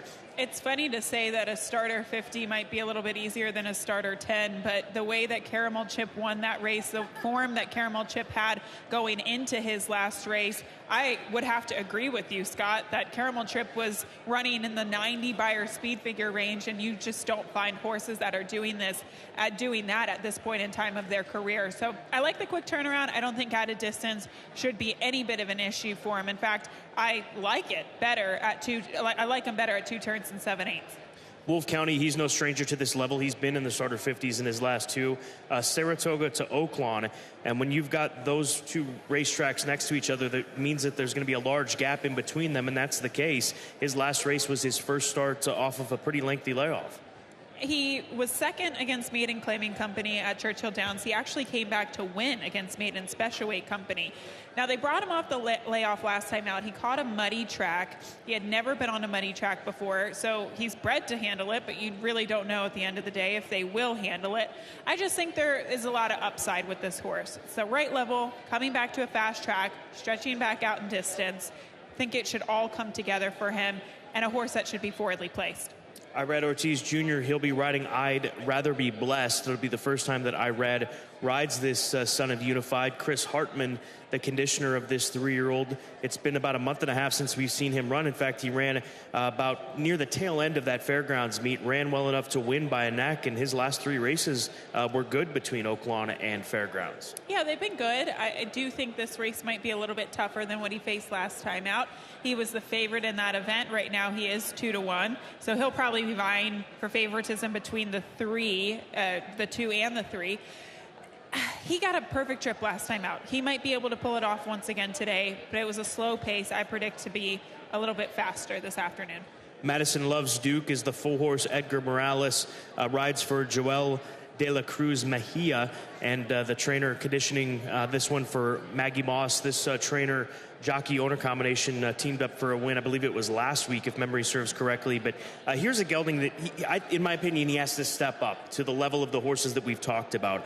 But he needs to be in the conversation for a top 3, top 4 finish, just based on the way that he's gone in his last 2. He broke his maiden in a 12-5 claimer by 22 lengths. I don't care what level it is. It's not easy to win by 22 lengths. That's the length of the stretch from the top of the stretch to the finish line. And then he backed it up with a win by 3.5 lengths. And then Maggie Moss claimed him. And we've seen for years, decades, Maggie Moss claiming horses and doing well right away. And that's a long stretch of the fairgrounds. To win by the length of the stretch of the fairgrounds. Maybe it wasn't the whole stretch at fairgrounds. I know, I'm just kidding. But Madison Loves Duke, he's just been beating up against easier company, and today's the day that he tries to go against tougher company. I like the step up in class, the protection off the claim from 30,000, and he just looks like he has a little bit more room to grow. How much more can he grow? We'll find out today at 7-1. This third race does start the Pick 6 today. 8-race card, races 3 through 8, $1 minimum wager. Pick 6, beginning next at Keeneland.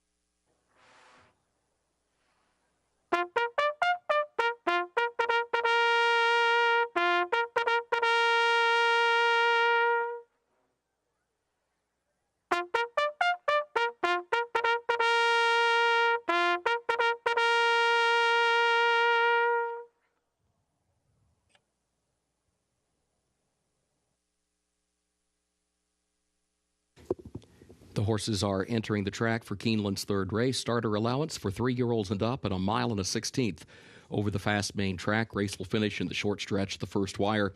Scratch the 1, Deputy Connect, number 1 is scratched.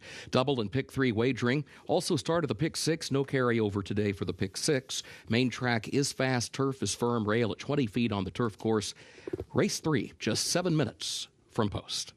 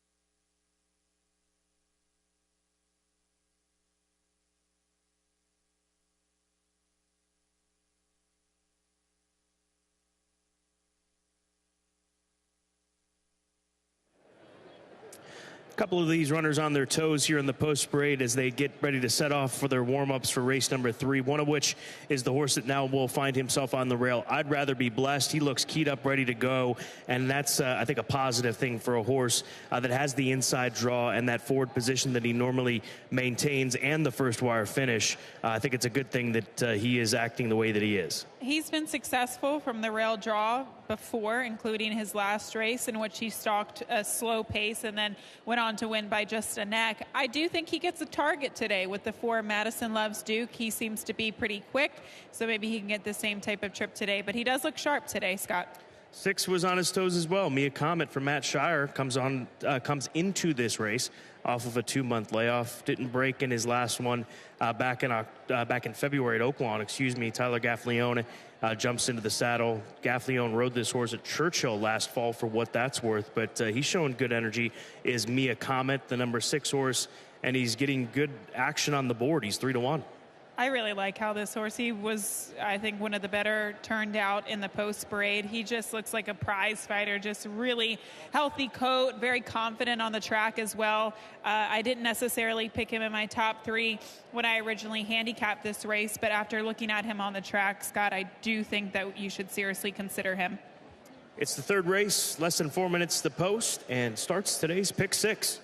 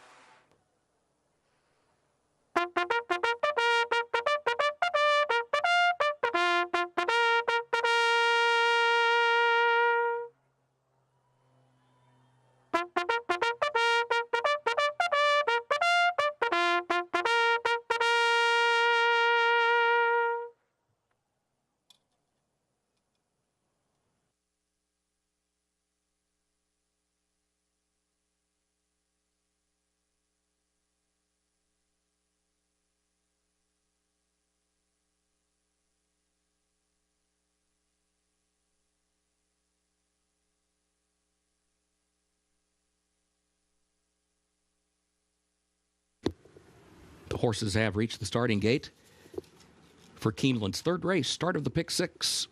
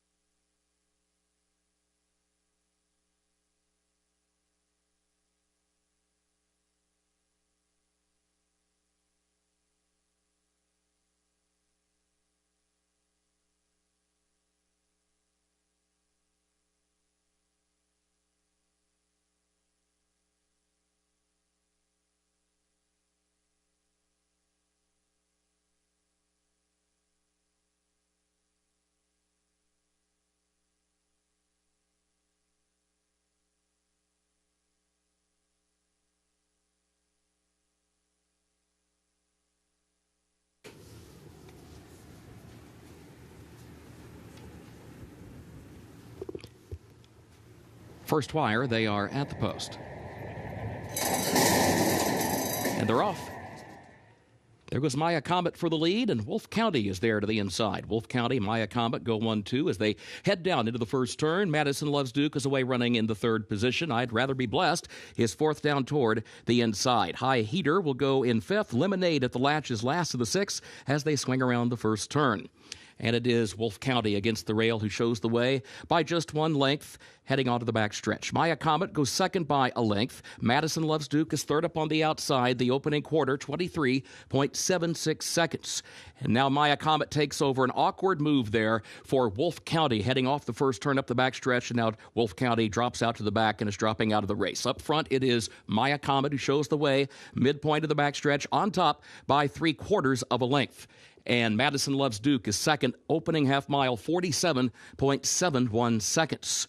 I'd Rather Be Blessed is third, then a gap of 4 more lengths to High Heater, who now is in the fourth position and is followed by Lemonade at the latch, who is last as the field moves on to the final turn. Maya Comet shows the way against the rail, leads it by just 1 length. Madison Loves Duke is second, 2 lengths separate the top two now. I'd Rather Be Blessed comes off the rail from third, nearly 5 lengths off the lead. Then a gap of 10 more back to High Heater, and nearly 10 more back of that one then to Lemonade at the latch to the top of the short stretch. Maya Comet, the leader. They turn for home. Maya Comet leading it by 5 lengths. Followed by Madison Loves Duke. I'd Rather Be Blessed is third. Madison Loves Duke. I'd Rather Be Blessed still 3.5 lengths from the leader, Maya Comet, in the final furlong. Maya Comet hanging tough, chased all the way by I'd Rather Be Blessed, but here's the wire. Maya Comet, Tyler Gaffalione to win it. I'd Rather Be Blessed was home second. Madison Loves Duke third, and High Heater fourth.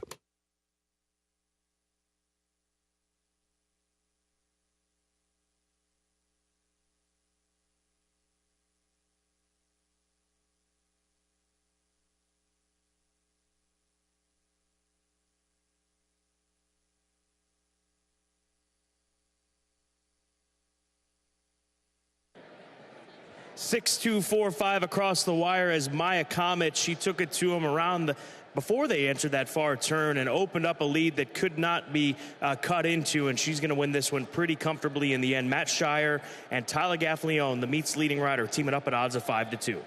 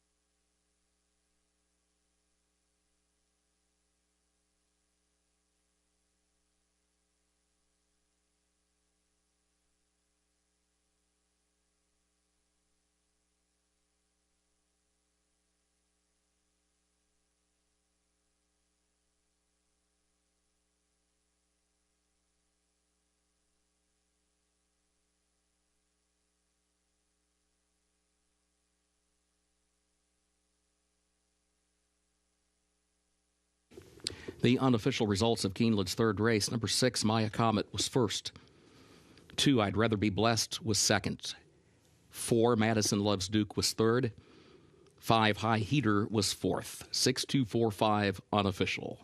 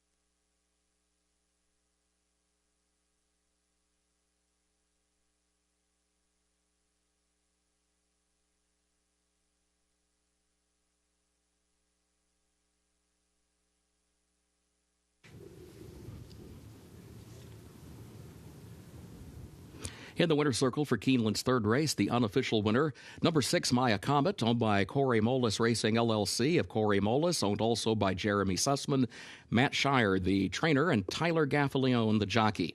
Maya Comet, a 5-year-old son of Flatter out of Rebel by Hard Spun, winner bred in Kentucky by Indian Creek and Mill Pond Bloodstock.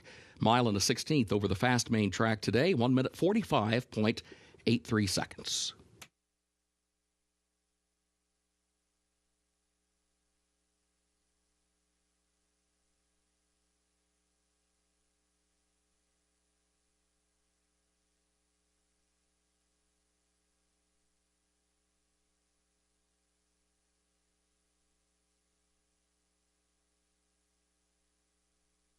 Results official for Keeneland's third race.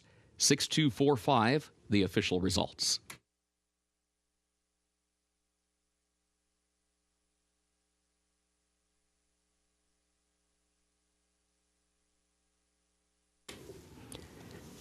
Keeneland's fourth race upcoming, double and pick 3 wagering, start of the late pick 5, and also start of the Keeneland Turf pick 3, made up of races 4, 6, and 8.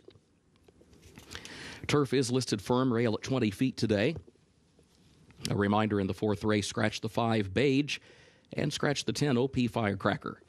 Scratch the 5 Beige and scratch the 10 OP Firecracker. Race 5, scratch the 9 Boyne Valley. Scratch 13 Green Chili. That's in race 5, scratch the 9 Boyne Valley and scratch 13 Green Chili. A reminder, number 14, Little Music, draws into the race. 14, Little Music, draws into the race. Featured 6th race, scratch the 10, He's My Honey Badger. It's the featured 6th race, scratch the 10, He's My Honey Badger. No changes in race 7. 8th and final race, scratch the 1 Federalist Papers and scratch the 8 Ya Beauty. That's the 8th and final race. Scratch the 1 Federalist Papers and scratch the 8 Ya Beauty. Carry over for the Toyota Super High 5, just over $32,000.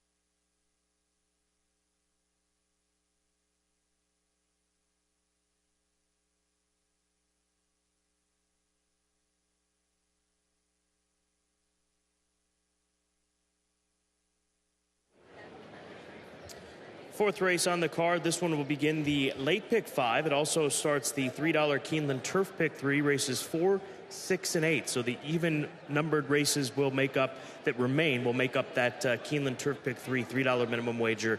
Ask for it by name. Also, a reminder, start of the late pick 5, as I mentioned. The favorite, pretty clear in here. It's the number 7 horse, Exact Estimate for Jeff Drown, Don Rachel, a Into Mischief colt that was a winner in his most recent start just over a month ago at Gulfstream Park. Pulled clear by a length.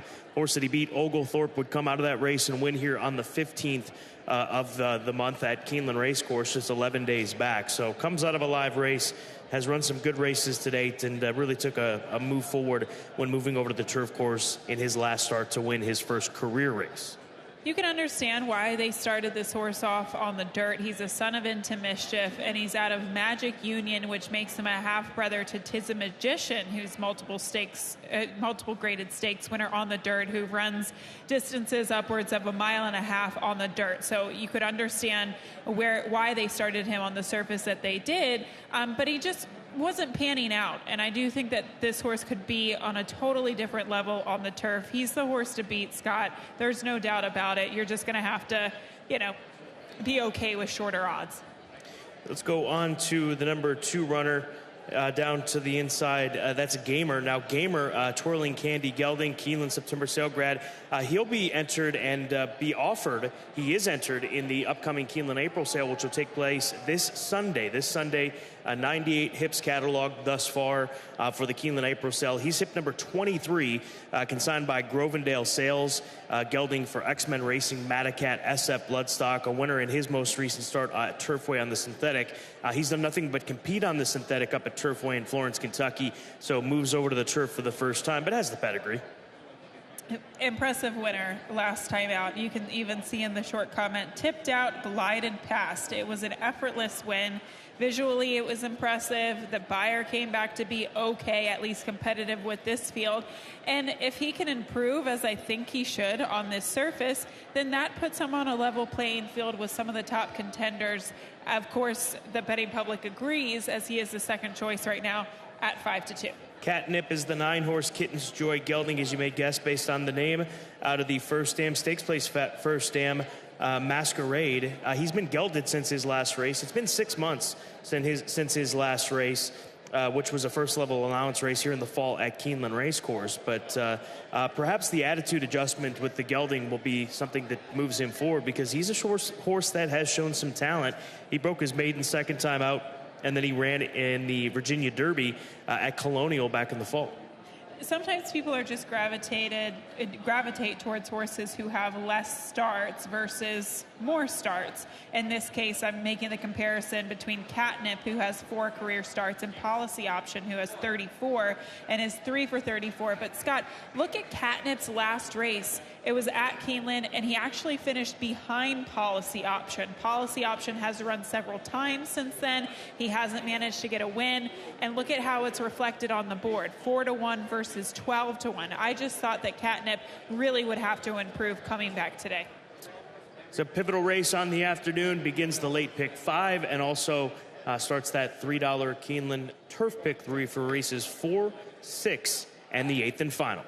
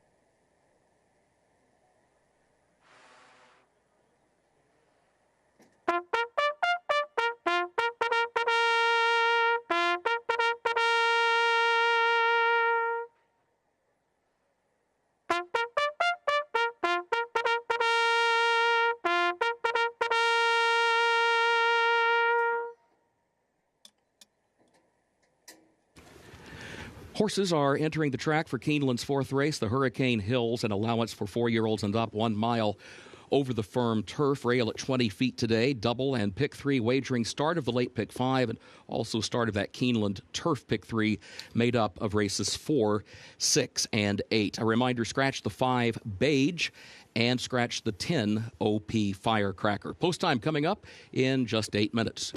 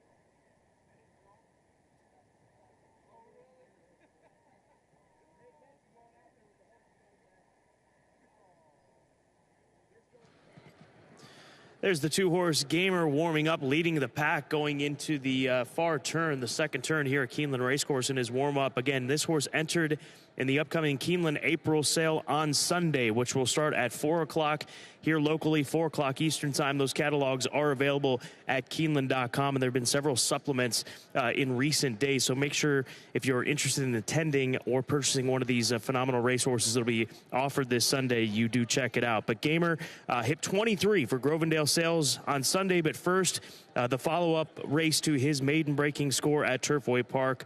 Looks good out there. Big, long, lean son of Twirling Candy as he'll move over to the turf. Wouldn't be shocked if he gets even better. Just a light-looking horse out there in a good way. Just athletic-looking type, the son of Twirling Candy. Reward Night is the 3-horse.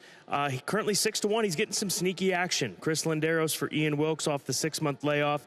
He's run well at the mile distance before. He did so at Kentucky Downs. He backed it up with a good second-place finish here at Keeneland in the fall meet. But it's been over 6 months since that fall meet run for this son of Will Take Charge. But he looks ready to roll. He's a New York bred competing here today.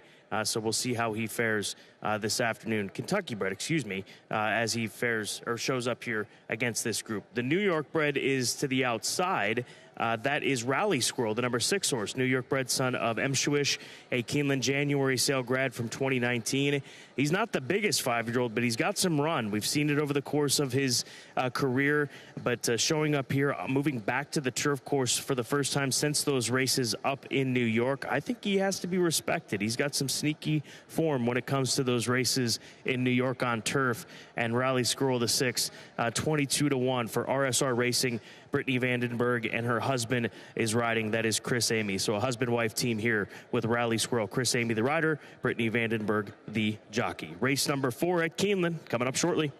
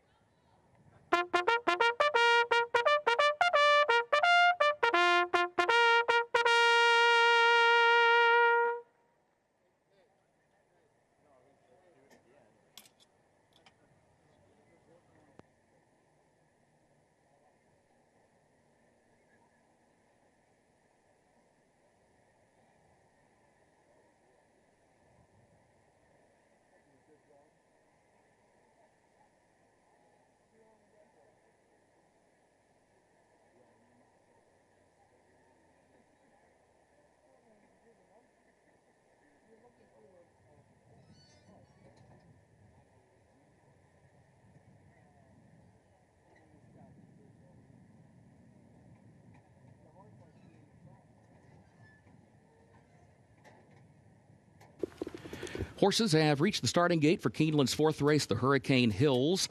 Start of the late pick 5, start of that Keeneland turf pick 3.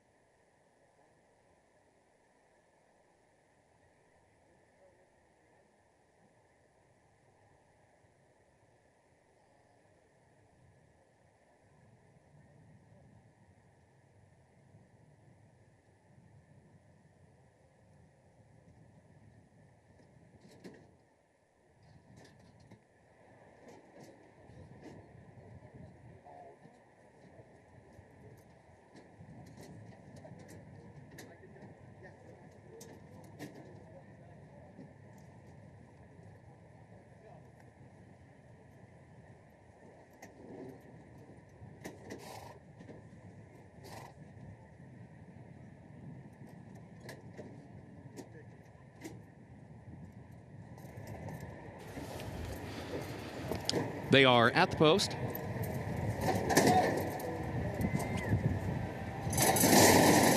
And they're off.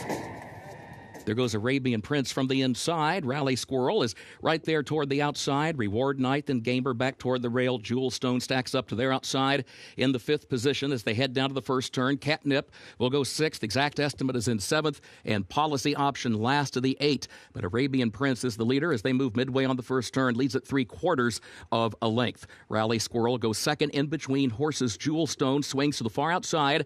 Was wide around the first turn, toward the center of the course in 3rd, 1.5 lengths off the lead. Gamer saved ground down toward the inside in 4th by just a half length. And then Catnip is 5th up on the outside. Reward Knight comes next. Exact Estimate next to last at the midpoint of the back stretch. And Policy Option trails running 7 lengths from the lead. It was 24.39 seconds, the time for the opening quarter.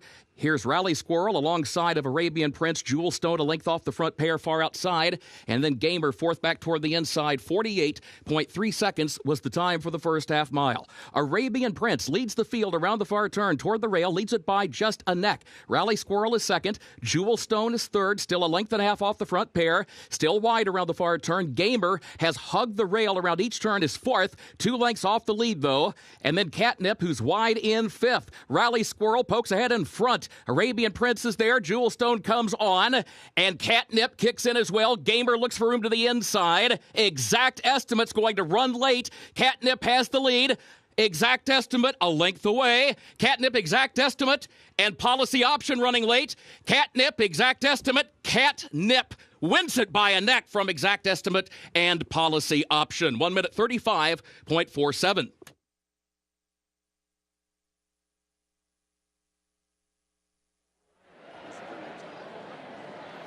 Catnip, the son of Kitten's Joy, sitting about 5th at this point in time, but Brian Hernandez Jr. is laying him down for his best, and he's getting it. The favorite is going to try to close from further off the pace, and that ultimately is what ends up being the difference. The 9 had the jump. He did have the jump and a sustained run coming down the stretch. You could see the 7 just lengthening in his stride, but could not get up in time. Catnip pulls away with the victory for Mike Sidham, Brian Hernandez Jr., and John Moore and Susan Moore. Congrats to the Connections.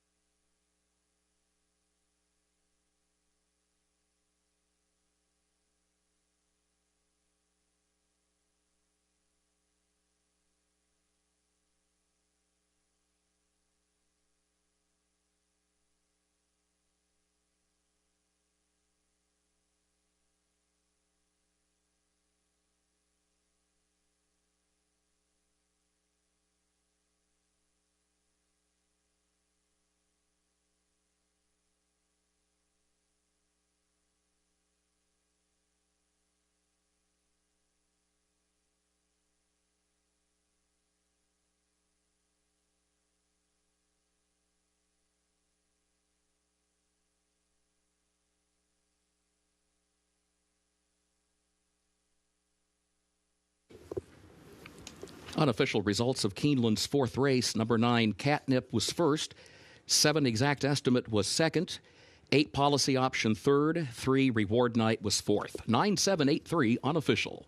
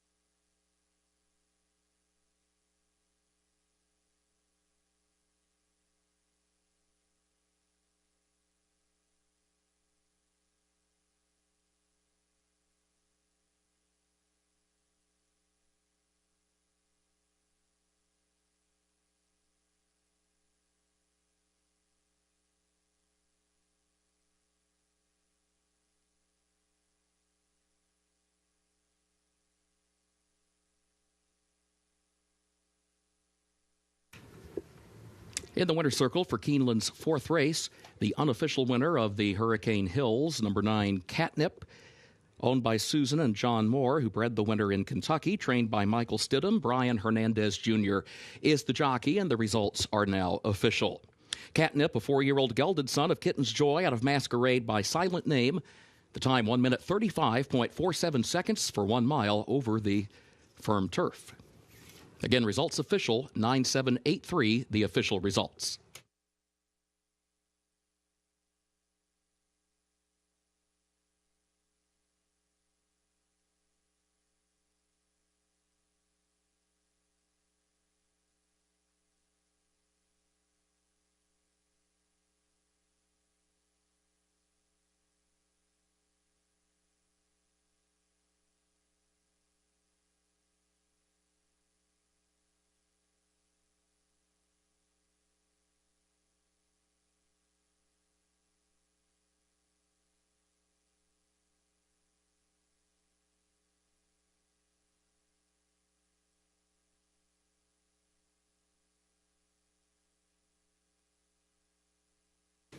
In the winner's circle, the trophy presentation for the Hurricane Hills to the connections of Catnip.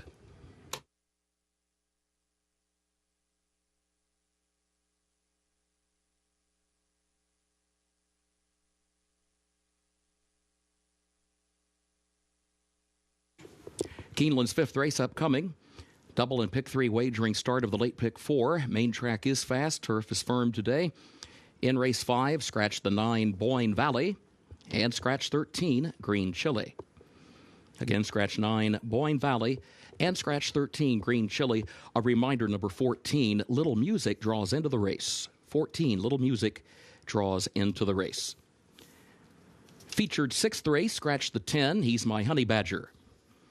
It's the featured 6th race, scratch the 10, He's My Honey Badger. No changes in race 7. 8th and final race, carryover for the Toyota Super High 5 of $32,747. In the 8th race, scratch the 1 Federalist Papers and scratch the 8 Ya Beauty. That's in the 8th race.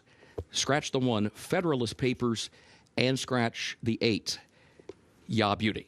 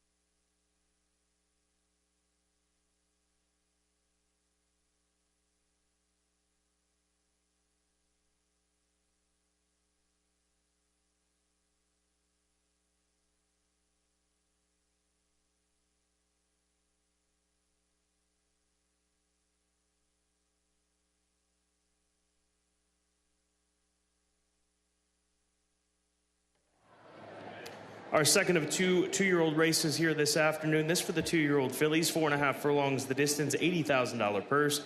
This race will begin the late pick 4.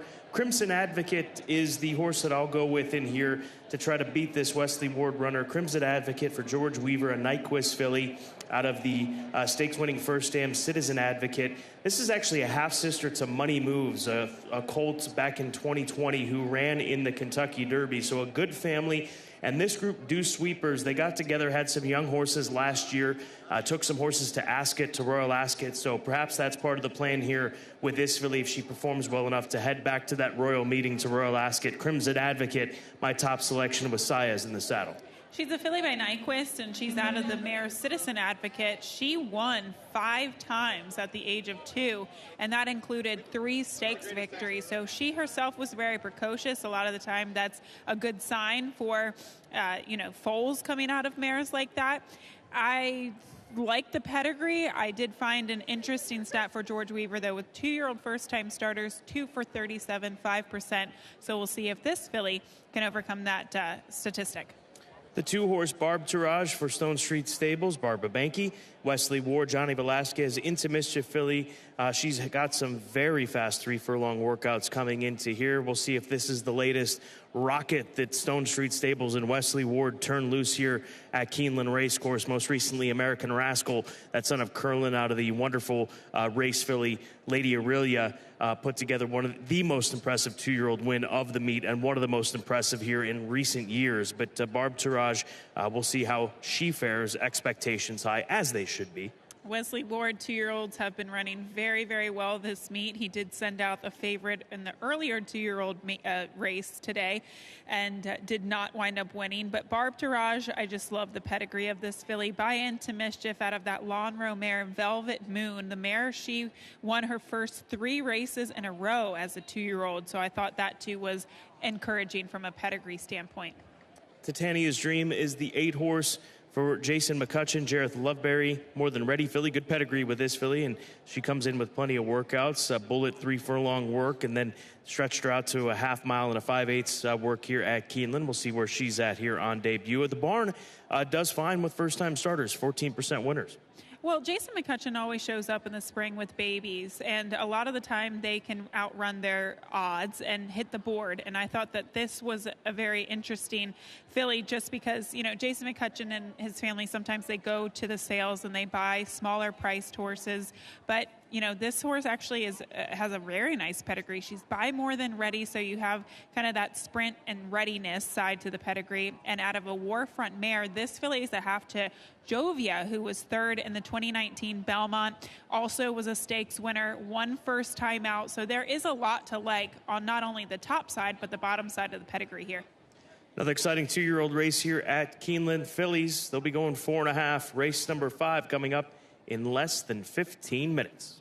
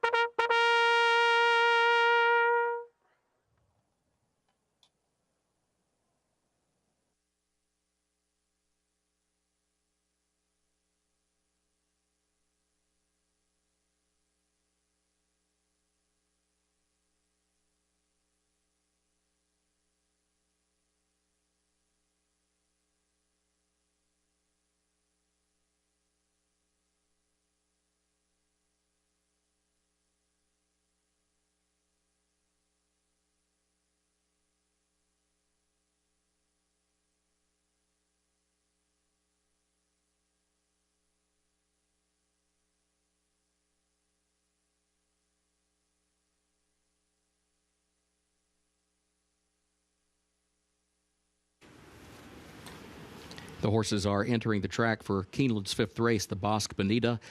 Maiden special weight 2-year-old fillies, 4.5 furlongs over the Headley course over the fast main track. Scratch the 9, Boyne Valley, and scratch 13, Green Chili. A reminder, number 14, Little Music, draws into the race. Double and pick 3 wagering start of the late pick 4. Main track is fast, turf is firm today, post time at 7 minutes.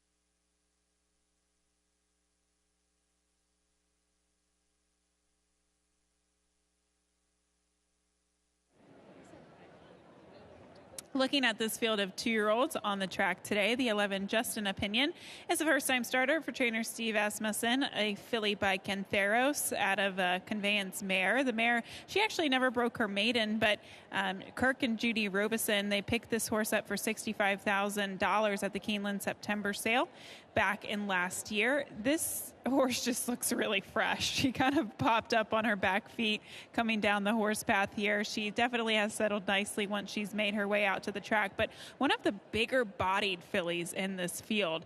So I'm actually really happy that she has an outside post position. Sometimes it can be hit or miss, but I think it gives Tyler Gaffleone some options in where he wants to place her, but hopefully she does break sharp this afternoon. We'll take a look at the 7 Crimson Advocate for trainer George Weaver, this filly by Nyquist. We mentioned that the dam that she's out of won 5 races as a 2-year-old, including 3 stakes wins.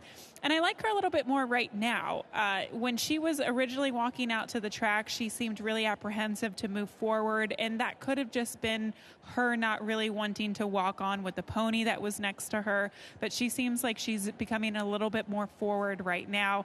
And as I say that, she's popping up and feeling really well this afternoon, too. There's some good feeling fillies in this race. The number 5, Unmatched. I spoke to Ben Colebrook earlier today when he sent out another baby in an earlier race. He told me that baby definitely needed longer distances, but this filly is a little short coupled, smaller, and it was easier to get her coming around for this time of year. She's got a lovely pedigree. She's by Speightstown. She's out of a mare who was a graded stakes winner, grade 1 place. In fact, she was second to Beholder in the Clement Hirsch. Very, very nice mare, and she definitely looks racy. I can see what he was alluding to. She's small, but she looks very racy. And then we'll look at one more horse, the one Bright Work. Now, with her, I love her as a physical, and even how she's behaving this afternoon. She just seems incredibly professional. Her ears are kind of going back and forth, just checking out all the scenes here at Keeneland, but she seems mentally very well prepared. The rail post might be an issue for her. She just seems like a really long, lanky type of filly, and we'll see how much speed she shows out of the gate. But, you know, physically, she was one of my favorites in the post braid. She just was making a very nice appearance, not only from a physical standpoint, but also how she was behaving this afternoon. The one Bright Work going to have to overcome that rail post position, but she's on the board right now at 9-2. No surprise, the 2 Barb Taraj is your favorite at 4-5. Wesley Ward hoping to pick up another baby race.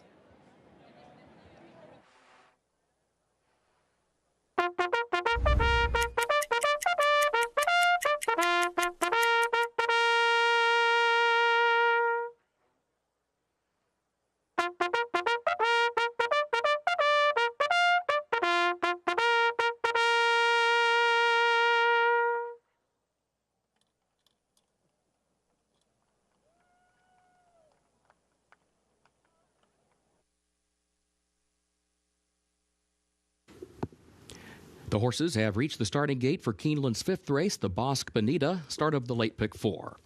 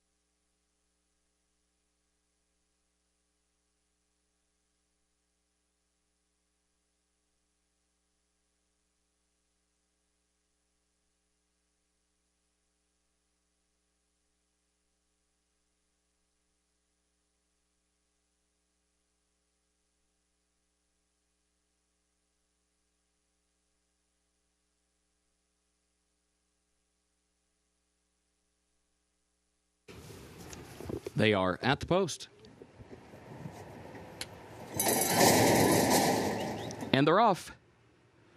Argon and Crimson Advocate come out for the early lead. Little music there. There's Barb Taraj moving up now to put a head in front. Bright Work will move up from 5th into 2nd. Titania's Dream is away further back. Center Pack running in the 6th position. Just an Opinion 7th. Stair Step to Heaven is a wide 8th. Unmatched moves up down toward the inside in 9th. Bootsy's Merlot moves up 2 spots from 10th into the 8th position. Bandit Queen further back runs in the 11th spot. And What a World is last to the 12. Barb Taraj the leader. Barb Taraj leads it by 2 lengths off the far turn. Bright Work looks toward the inside in 2nd. Titania's Dream takes toward the outside in 3rd. Coming by the 8th pole. Titania's Dream from the outside. Bright Work to the inside. Either side of Barb Taraj. Crimson Advocate's going to need room. Running late from 4th. Bright Work up the rail for the lead. Barb Taraj now 2nd. Bright Work 16th to go. Further back, Crimson Advocate 3rd, but well behind Bright Work. Ray Gutierrez. Bright Work to win it. Barb Taraj 2nd. Crimson Advocate 3rd. Titania's Dream 4th.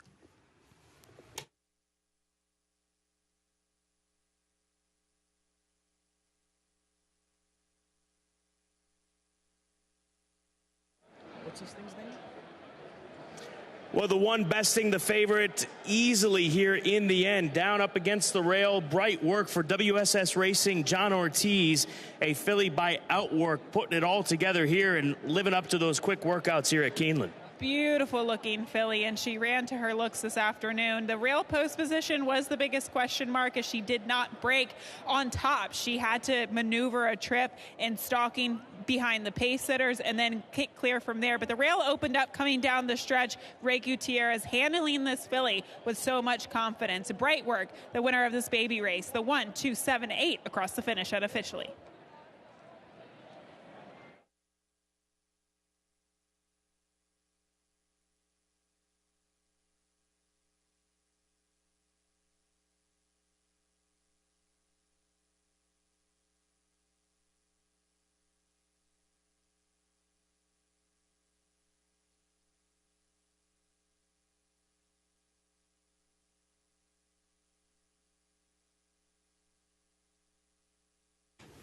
The unofficial results of Keeneland's 5th race. Number 1, Bright Work was 1st.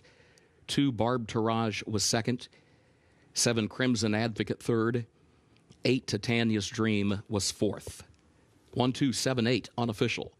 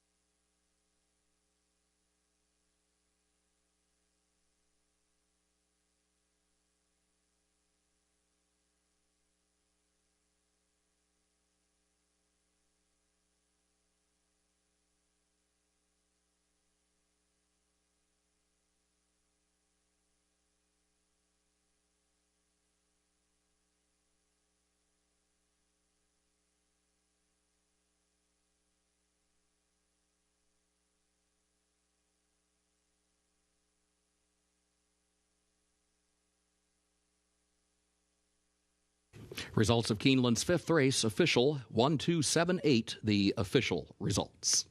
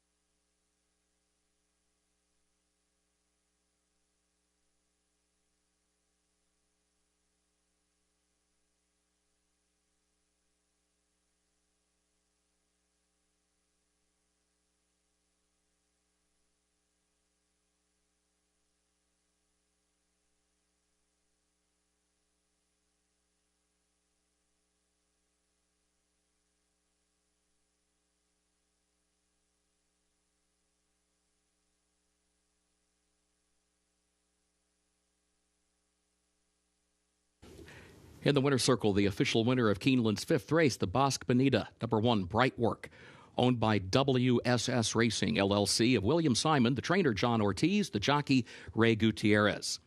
Bright Work, a 2-year-old filly by Outwork out of Clarendon Fancy by Malibu Moon, the winner bred in Kentucky by Wednesday Incorporated and Alan Poindexter. 4.5 furlongs over the Headley course. Fast main track, 52.49 seconds. Results official.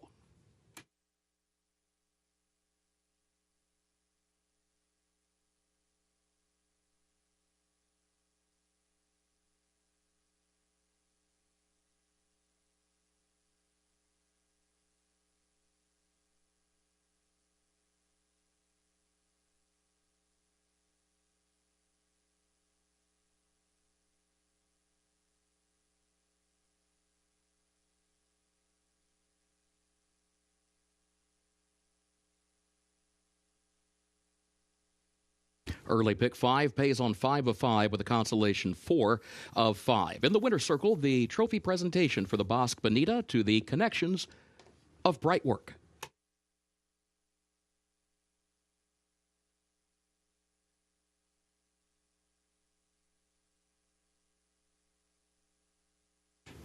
Keeneland's featured 6th race upcoming. Turf is firm, the rail at 20 feet, double and pick 3 wagering. This will start the last of the day's rolling pick 3s. A reminder, in race 6, scratch the 10, he's my honey badger. Scratch the 10, he's my honey badger. No changes in race 7. Looking ahead to the 8th race, carryover for the Toyota Super High 5 of more than $32,000.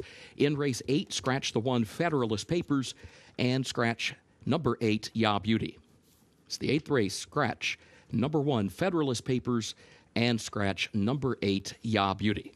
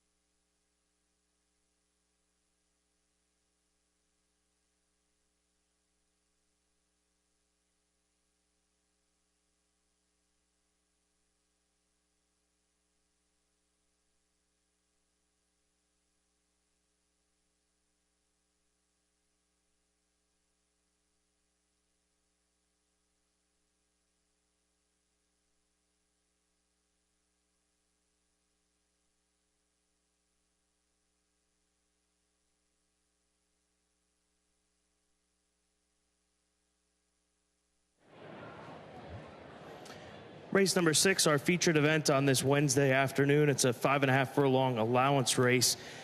Pretty wide open written condition as far as allowing for these horses to be eligible for it. It's a bottom line stakes quality field that'll be sprinting 5.5 furlongs.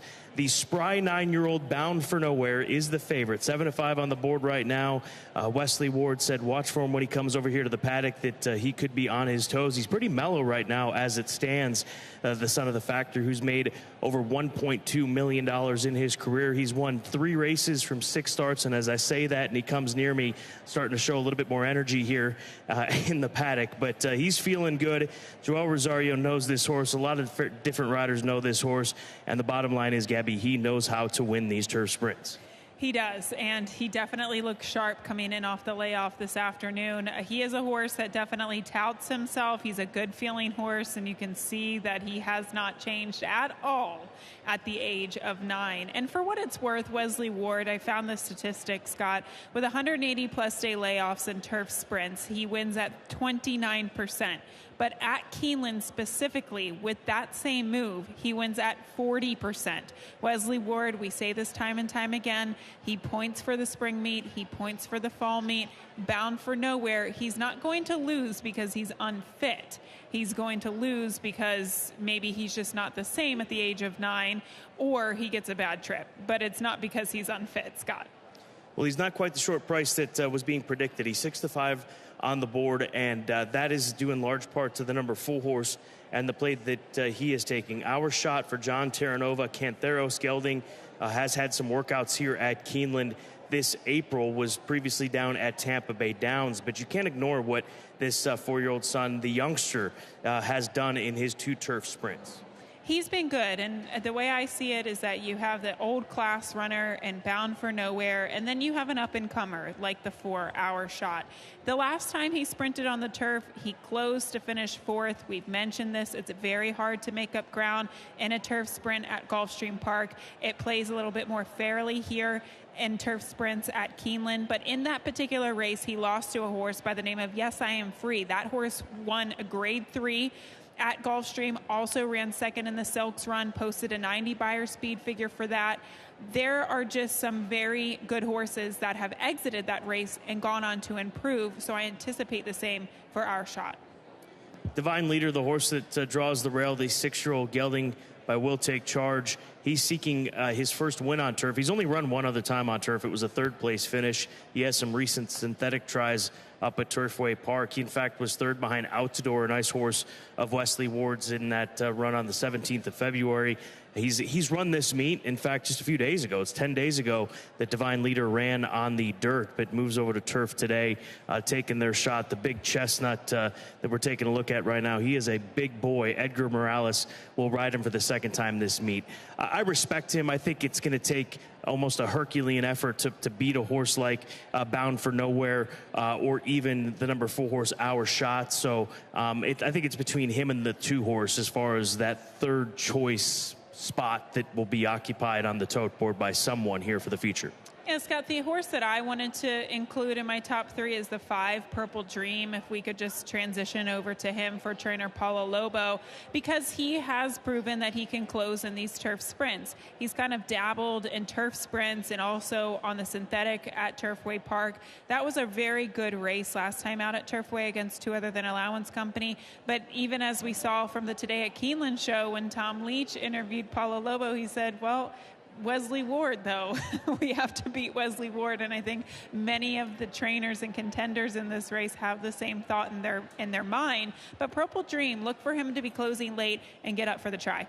But what a treat coming up in 13 minutes. Bound for Nowhere, the 9-year-old millionaire Wesley Ward trains and owns. We've seen him pick up graded stakes wins from around the country. He's been over to Royal Ascot multiple times, came close to winning the Diamond Jubilee all the way back in 2018. He's making his 9-year-old debut here today. The Keeneland September Sale grad from all the way back in 2015.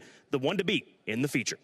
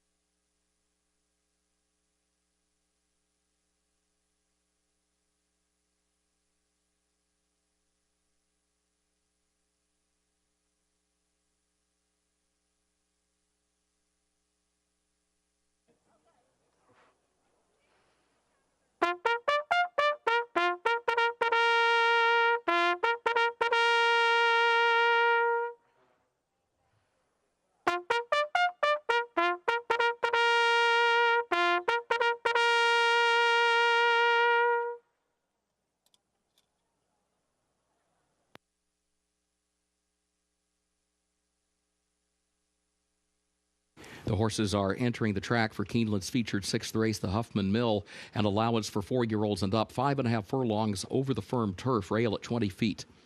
Double and pick 3 wagering starts the last of the day's rolling pick 3s. Scratch the 10, He's My Honey Badger, number 10. A scratch, post time at 6 minutes.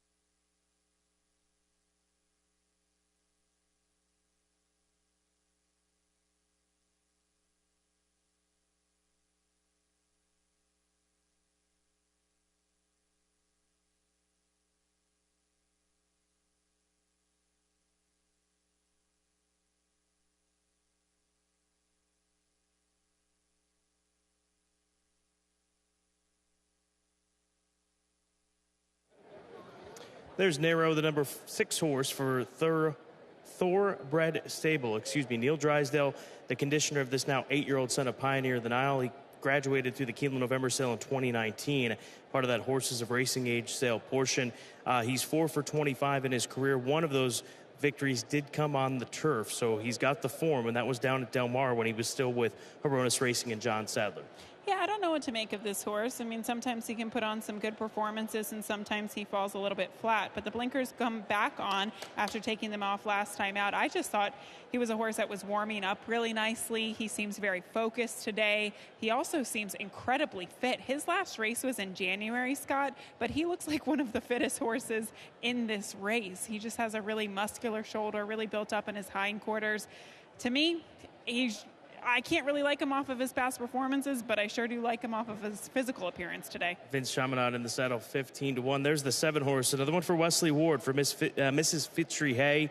Connections that have been with Wesley for a number of years, residents of Dubai, and have been for a number of years, for what that's worth. Son of Scat Daddy that has a win here at Keeneland.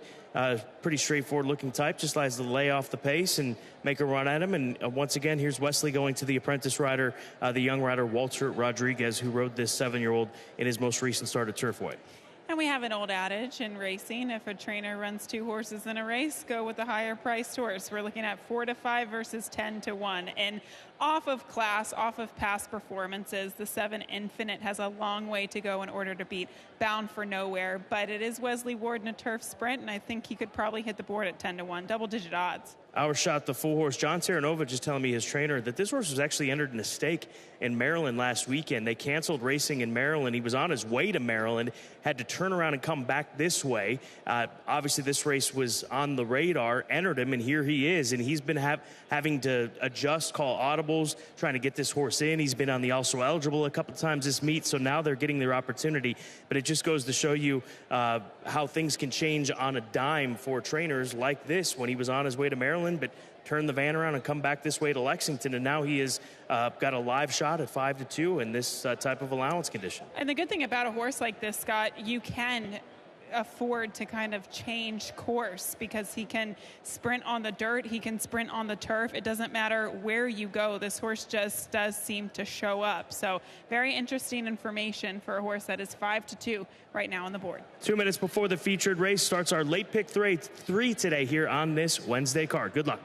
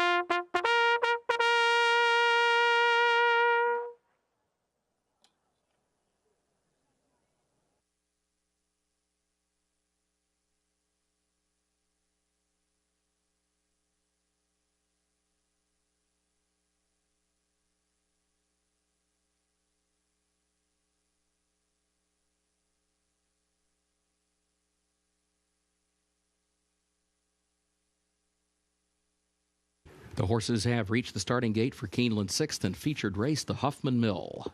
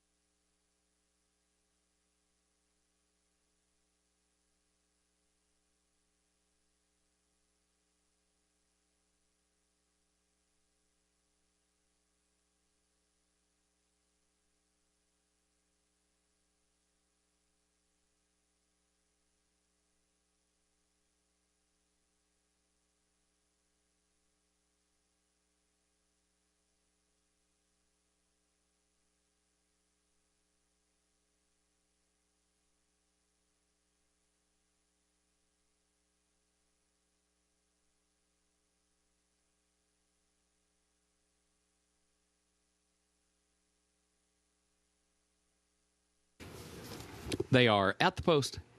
And they're off.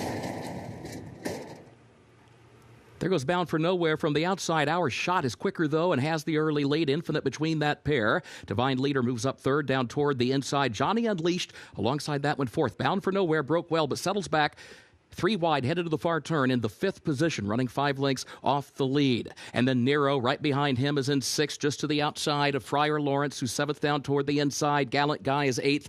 Purple Dream, last of the 9, 21.49 seconds, the time for the opening quarter. Our Shot leads it by 2 lengths around the far turn. Infinite outward from the rail, 2nd by Justin Eck. Divine Leader, 3rd to the inside. Johnny Unleashed toward the outside, 4th. A 6th from the front, Bound for Nowhere. Swings off the rail, moves up between horses. He's still got 6 to make up. Our Shot, the leader by 3. Bound for Nowhere, trying to get going. Infinite right there to the inside of that one. Divine Leader is in 4th. Final furlong. Our Shot chased by Bound for Nowhere. Our Shot, Luis Saez in front by 3 lengths in deep stretch. Bound for Nowhere is in 2nd position. Friar Lawrence running late toward Divine Leader, but Our Shot has won it. Bound for Nowhere was home 2nd, and then Friar Lawrence up in time to grab 3rd.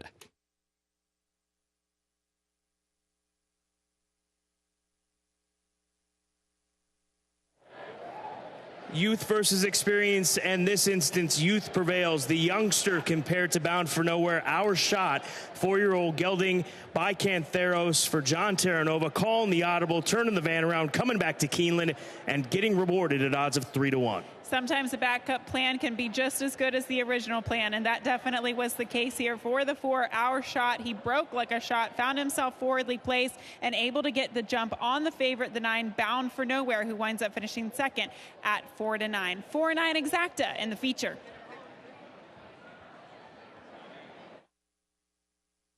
Photo for show. Hold all tickets.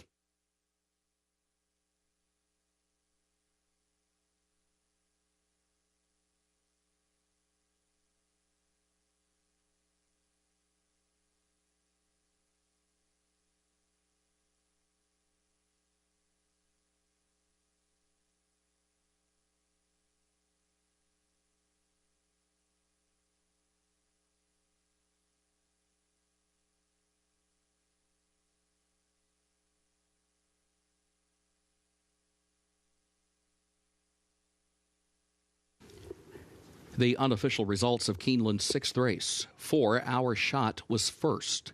9, Bound for Nowhere, second. 3, Friar Lawrence was third. 1, Divine Leader was fourth. 4-9-3-1 unofficial.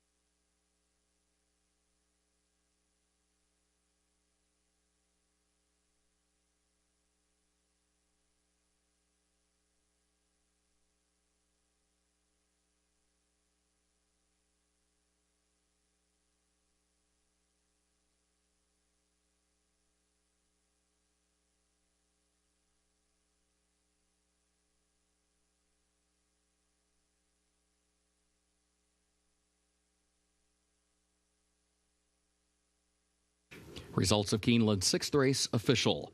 4-9-3-1, the official results. In the winner's circle for race 6, the Huffman Mill, the official winner, number 4, Our Shot, owned by the Gatsis stables of Mike Gatsis, owned also by Steven Schoenfeld, and owned by trainer John Terranova, the jockey Luis Saez.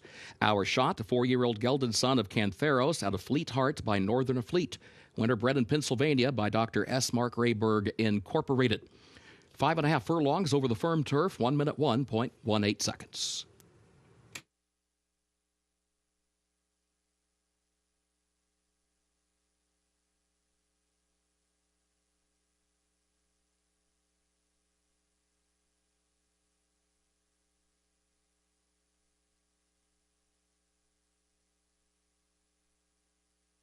In the winner's circle, the Huffman Mill trophy presentation to the connections of Our Shot.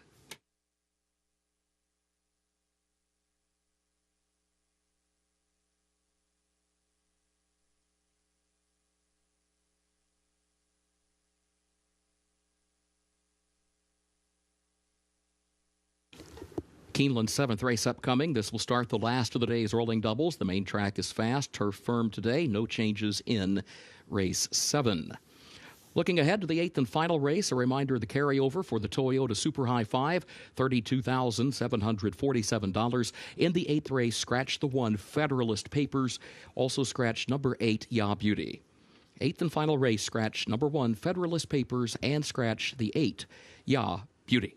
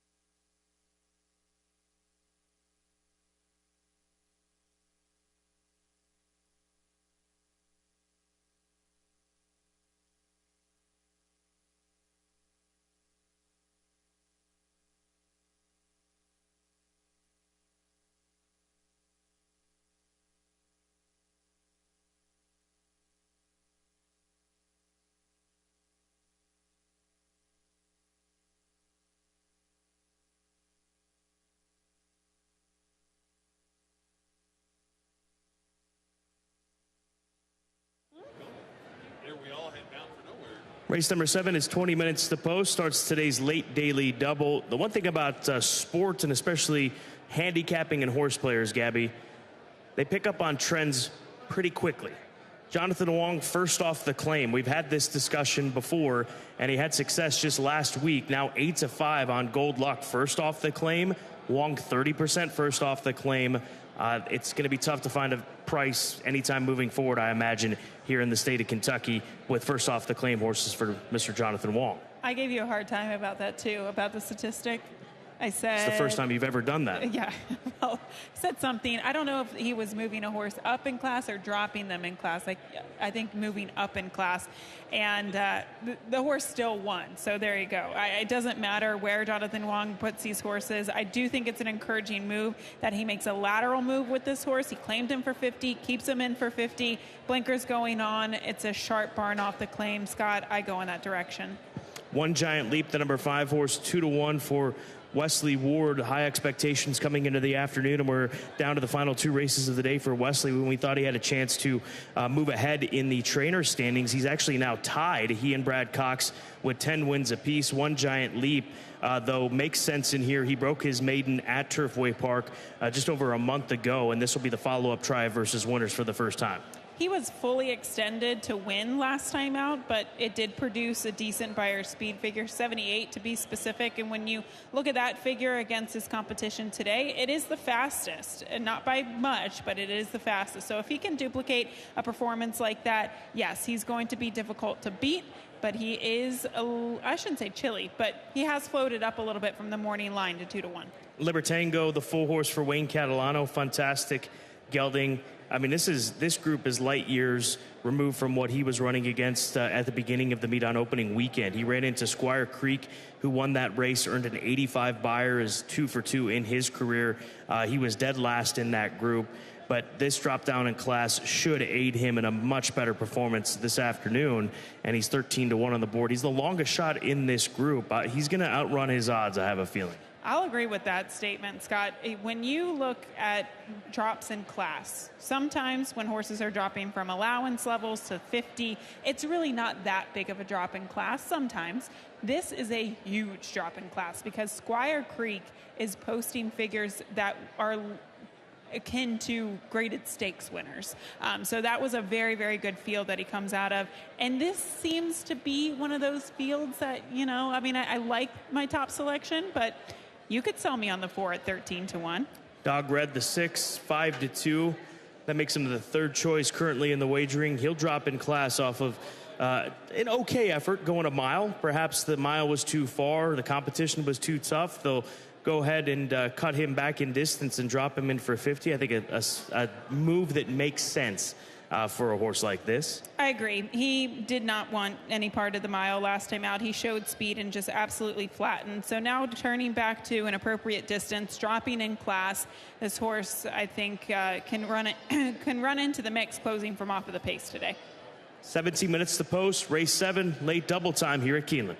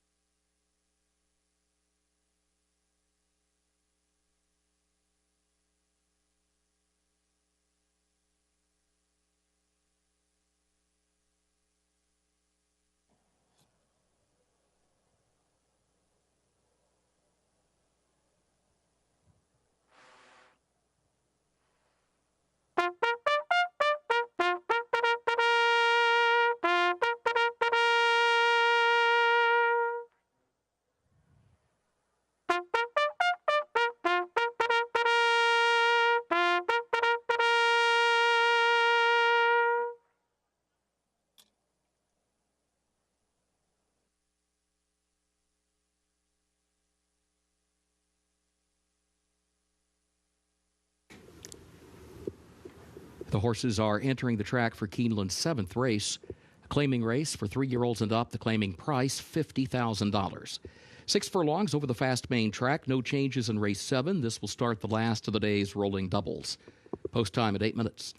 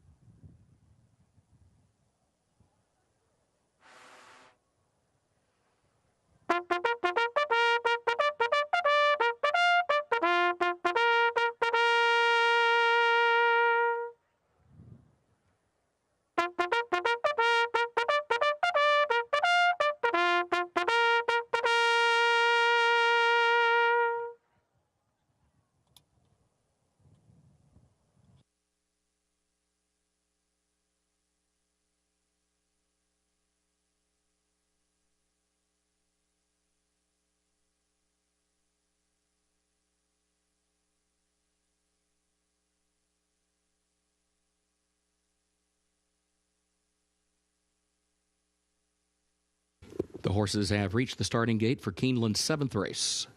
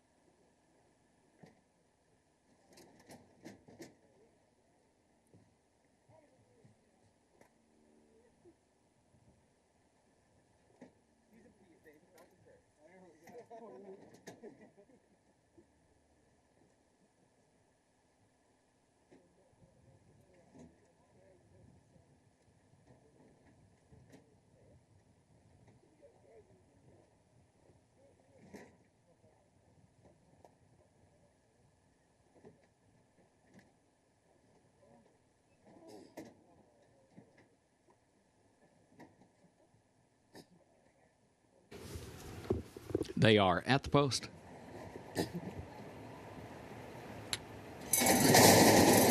And they're off. There goes Libertango along with Dog Red. Libertango goes to the front by a half length. Dog Red will go second just to the outside.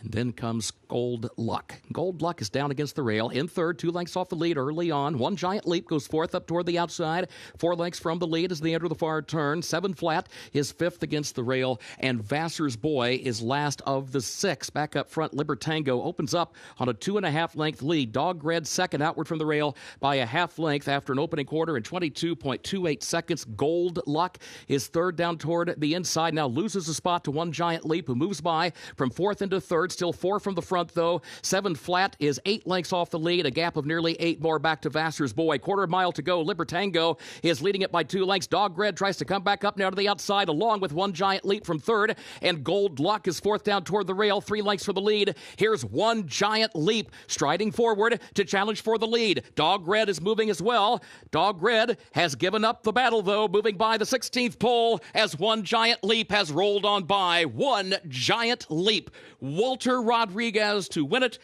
It'll be Dog Red fighting on to be second, and then it's close for third, either Gold Luck or 7 Flat for that show spot.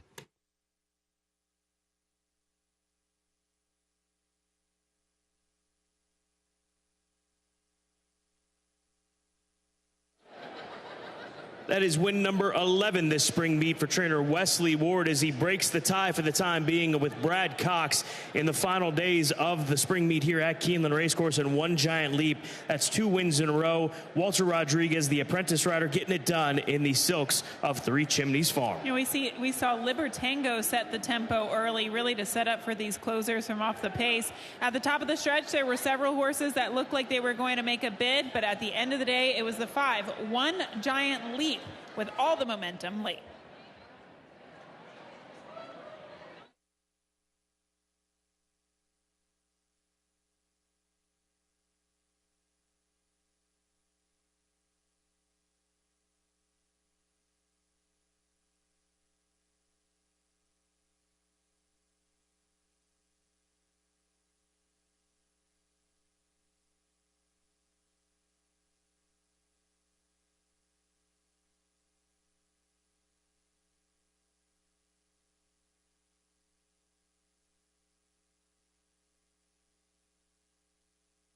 Unofficial results of Keeneland's 7th race. 5. One Giant Leap was first. 6 Dog Red second. 2 Gold Luck third. 1 7 Flat fourth. 5 6 2 1 unofficial.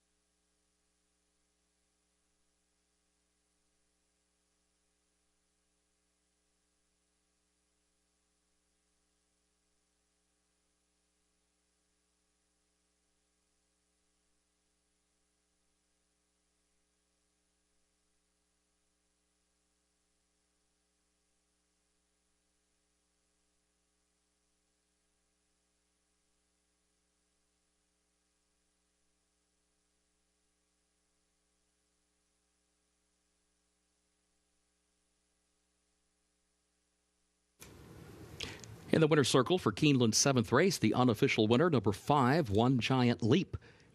Races for Three Chimneys Farm LLC of Gonzalo Torrealba, trained by Wesley Ward, the jockey Walter Rodriguez. One Giant Leap, a 3-year-old son of Will Take Charge, out of Touch the Moon by Malibu Moon, bred in Kentucky by Three Chimneys Farm. 6 furlongs over the fast main track, 1 minute 11.25 seconds, and the results are official 5-6-2-1, the official results.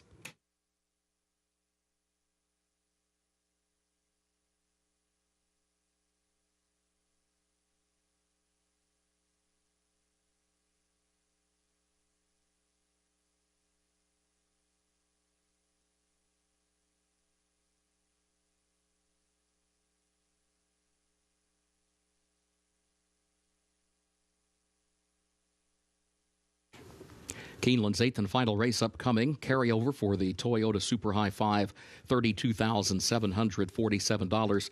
Turf is firm, rail at 20 feet. A reminder, scratch the 1 Federalist Papers and scratch the 8 Ya Beauty. Again, scratch 1 Federalist Papers and scratch 8 Ya Beauty.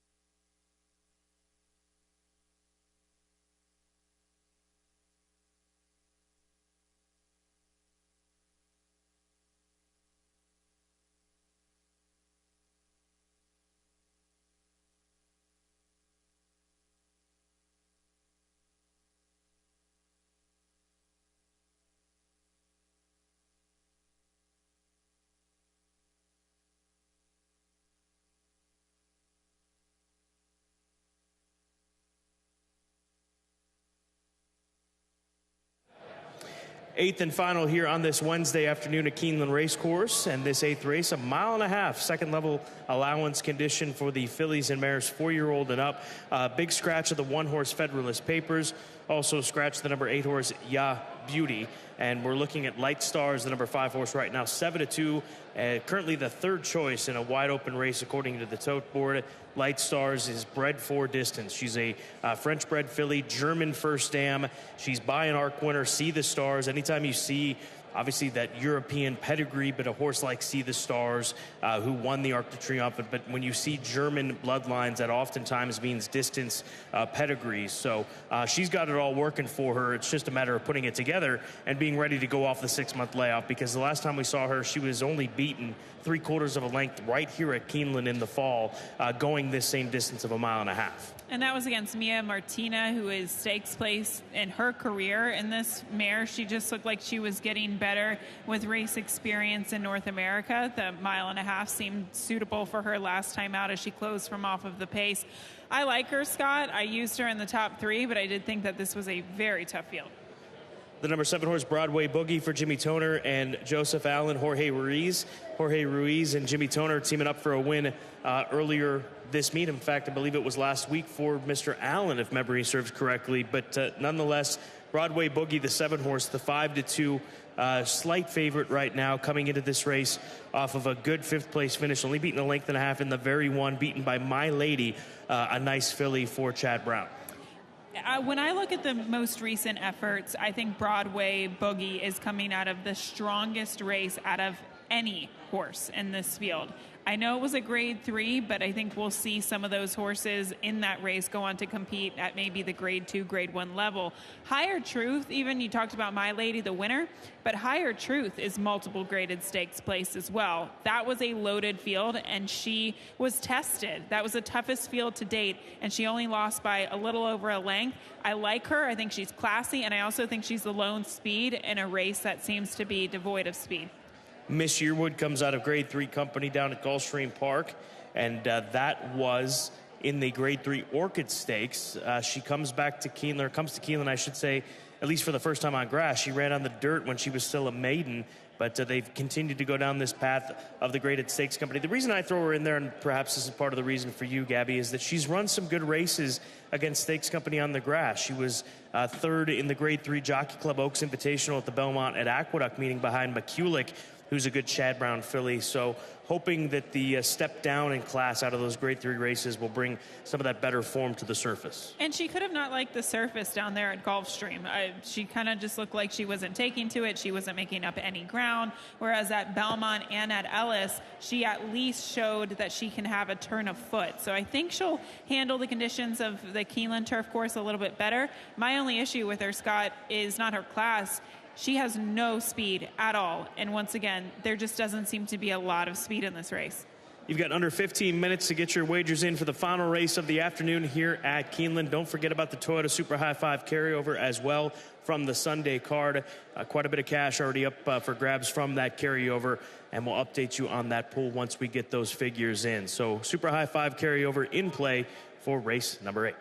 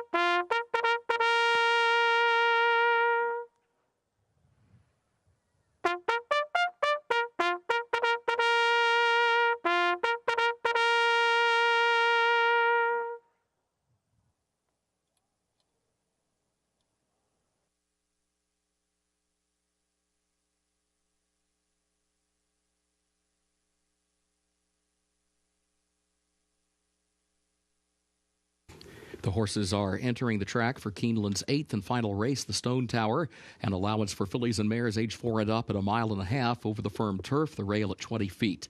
Scratch the 1, Federalist Papers. Also scratch number 8, Ya Beauty. Carryover $32,747 for the Toyota Super High 5. Post time is 6 minutes.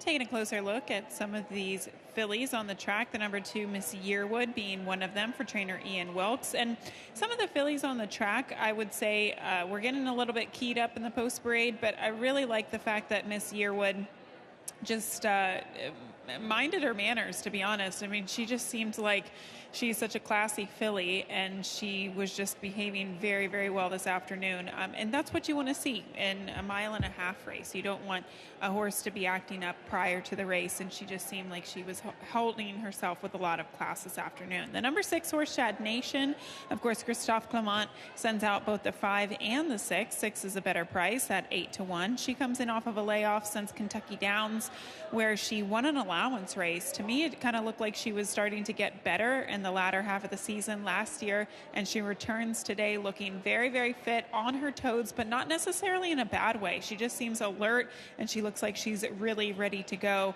I thought she honestly looked really, really good in here considering the price. So we'll see which one of the Christophe Clement horses can outrun one another.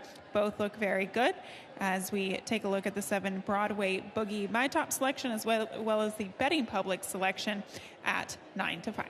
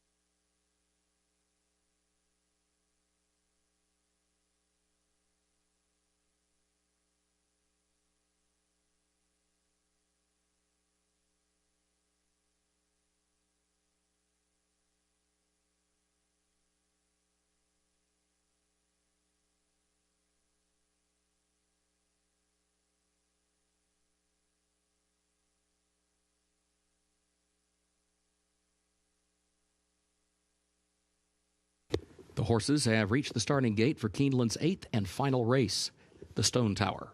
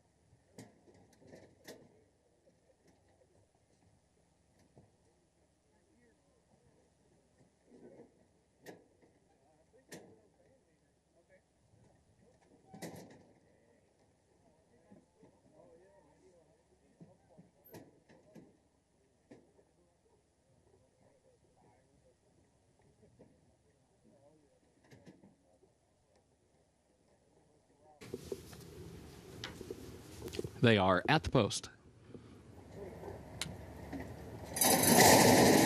And they're off. There goes Shad Nation from between horses for the lead. Bravo Kitten is right there down toward the inside. Flatter Me Silly from the far outside starting spot tries to clear some of the inside traffic and gets down at least a lane off the rail as they head into the first turn. Does move up into the second position, but Shad Nation will be the early leader. Shad Nation leads it by a length and a half as they move around that far turn for the first time. And then Flatter Me Silly second up on the outside by 3/4 of a length. Bravo Kitten tucked away neatly against the rail in third by a gap of 2 more lengths. And then Light Stars is in fourth. Lady Arsenault is fifth. Broadway Boogie sixth, moving up 1 spot on the outside, a break of 3 more lengths back to Miss Yearwood, whose last opening quarter on the board in 27.72 seconds over the firm going. Just over 1 circuit to go, and the leader is Shad Nation, leads it by a length. Flatter Me Silly goes second by a length, followed by Bravo Kitten, still against the rail in third, and joined there by Light Stars. Starts to draw alongside from the 4th spot, the first half mile in 50.6 seconds. Lady Arsenault is 5th against the rail, 5 lengths from the lead. Broadway Boogie is 6th on her outside, and Miss Yearwood is content to travel along at the back of the pack in 7th as they move around the second of 3 turns in this 12-furlong test, with Shad Nation dictating the terms. Shad Nation leads at 3/4 of a length. Flatter Me Silly is right off her flank there in second by a length, followed by Bravo Kitten, who's still against the rail in third by 3/4 of a length. And then Light Stars 4th on the outside. Lady Arsenault 5th against the rail, still 5 from the front. She's 5th by just a neck. And then Broadway Boogie draws alongside her from 6th, break of 3 more lengths back to Miss Yearwood, who's last of the 7 as they continue to work their way off the end of the backstretch onto the far turn. And Shad Nation shows the way. Shad Nation leads it by a length. Flatter Me Silly has been there since the start, still there second. Likewise, Bravo Kitten still there, but in third position, 2 lengths off the lead around the far turn, and she's third by 3/4 of a length. And followed by Light Stars, who's fourth on the outside. Now, Broadway Boogie tries to gear up, going to have to go wide from the back of the pack in fifth, and here comes Bravo Kitten off the rail from second. There's just over a quarter mile to go. Shad Nation, the leader by a length and a half. Bravo Kitten in second. Lady Arsenault looks toward the rail. She's still 5 from the front. Here's Broadway Boogie down the outside. Miss Yearwood has been last in the start. She is running late in the center of the course. Bravo Kitten, Shad Nation, Miss Yearwood far outside as clear running, and Miss Yearwood is striding forward. Miss Yearwood, Chris Landeros, clear by 3. Miss Yearwood to win the nightcap. Shad Nation across the line in second. Multiple horse photo to separate third, fourth, and fifth. 229.71.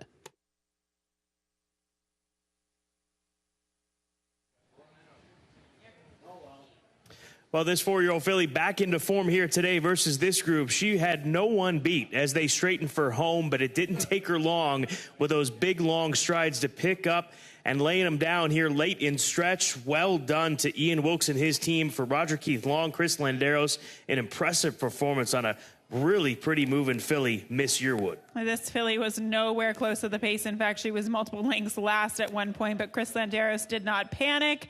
He just had an appropriately timed move, angled out at the top of the stretch, rounded the corner and rounded the field, and gets up to win by a couple of lengths in the end. The 2, Miss Yearwood, takes the nightcap.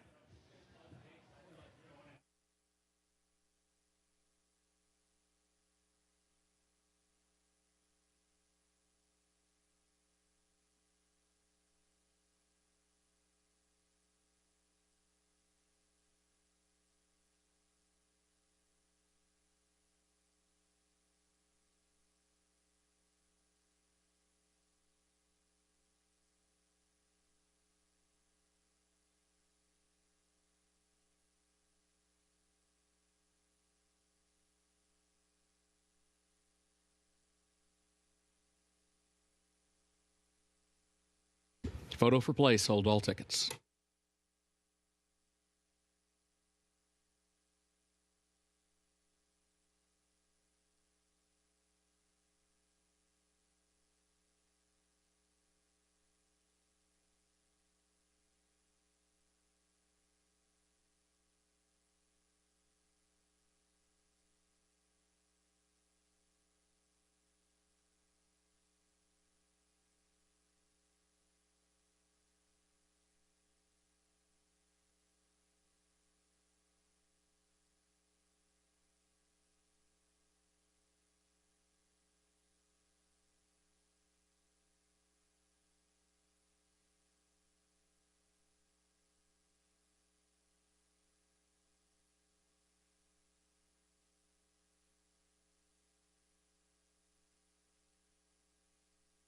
The unofficial results of Keeneland's 8th race. Number 2, Miss Yearwood, was first. The 6, Shad Nation, was second. Number 3, Bravo Kitten, was third. The 9, Flatter Me Silly, was fourth. Number 7, Broadway Boogie, fifth. 26397, unofficial.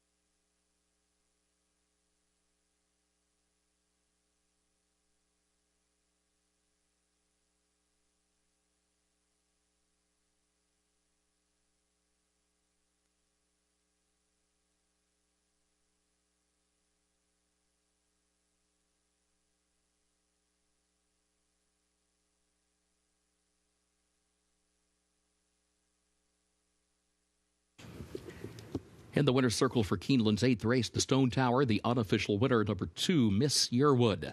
Owned and bred in Kentucky by Roger Keith Long, trained by Ian Wilkes, the jockey, Chris Landeros. Miss Yearwood, a 4-year-old filly by Will Take Charge, out of Satisfaction by Awesome Again.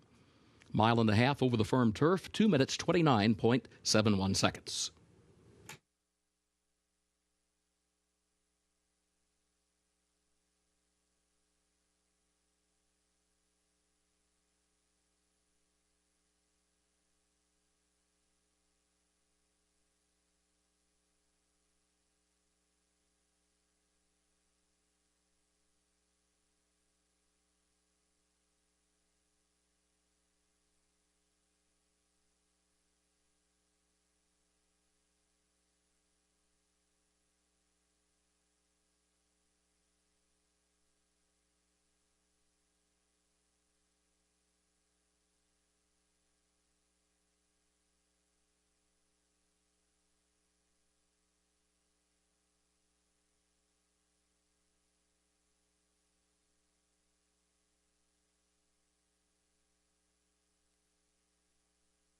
In the winner's circle, the Stone Tower trophy presentation to the connections of Miss Yearwood.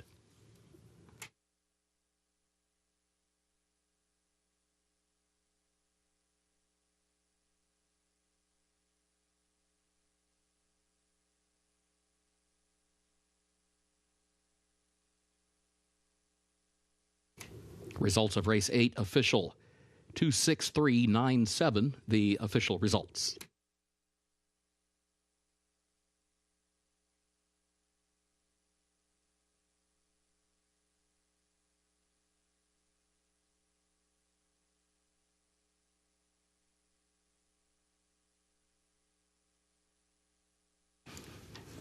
At Keeneland, the pick 6 pays on 6 of 6 with a consolation 5 of 6. Late pick 5 on 5 of 5 with a consolation 4 of 5. No carryover for the Toyota Super High 5. Live racing resumes tomorrow at 1 p.m. Eastern. A reminder, the second floor grandstand, including the sports bar and the mezzanine bar, will remain open for another 30 minutes for simulcasting. You may advance wager any races occurring after that time. For now, on behalf of Keeneland, thank you and good evening.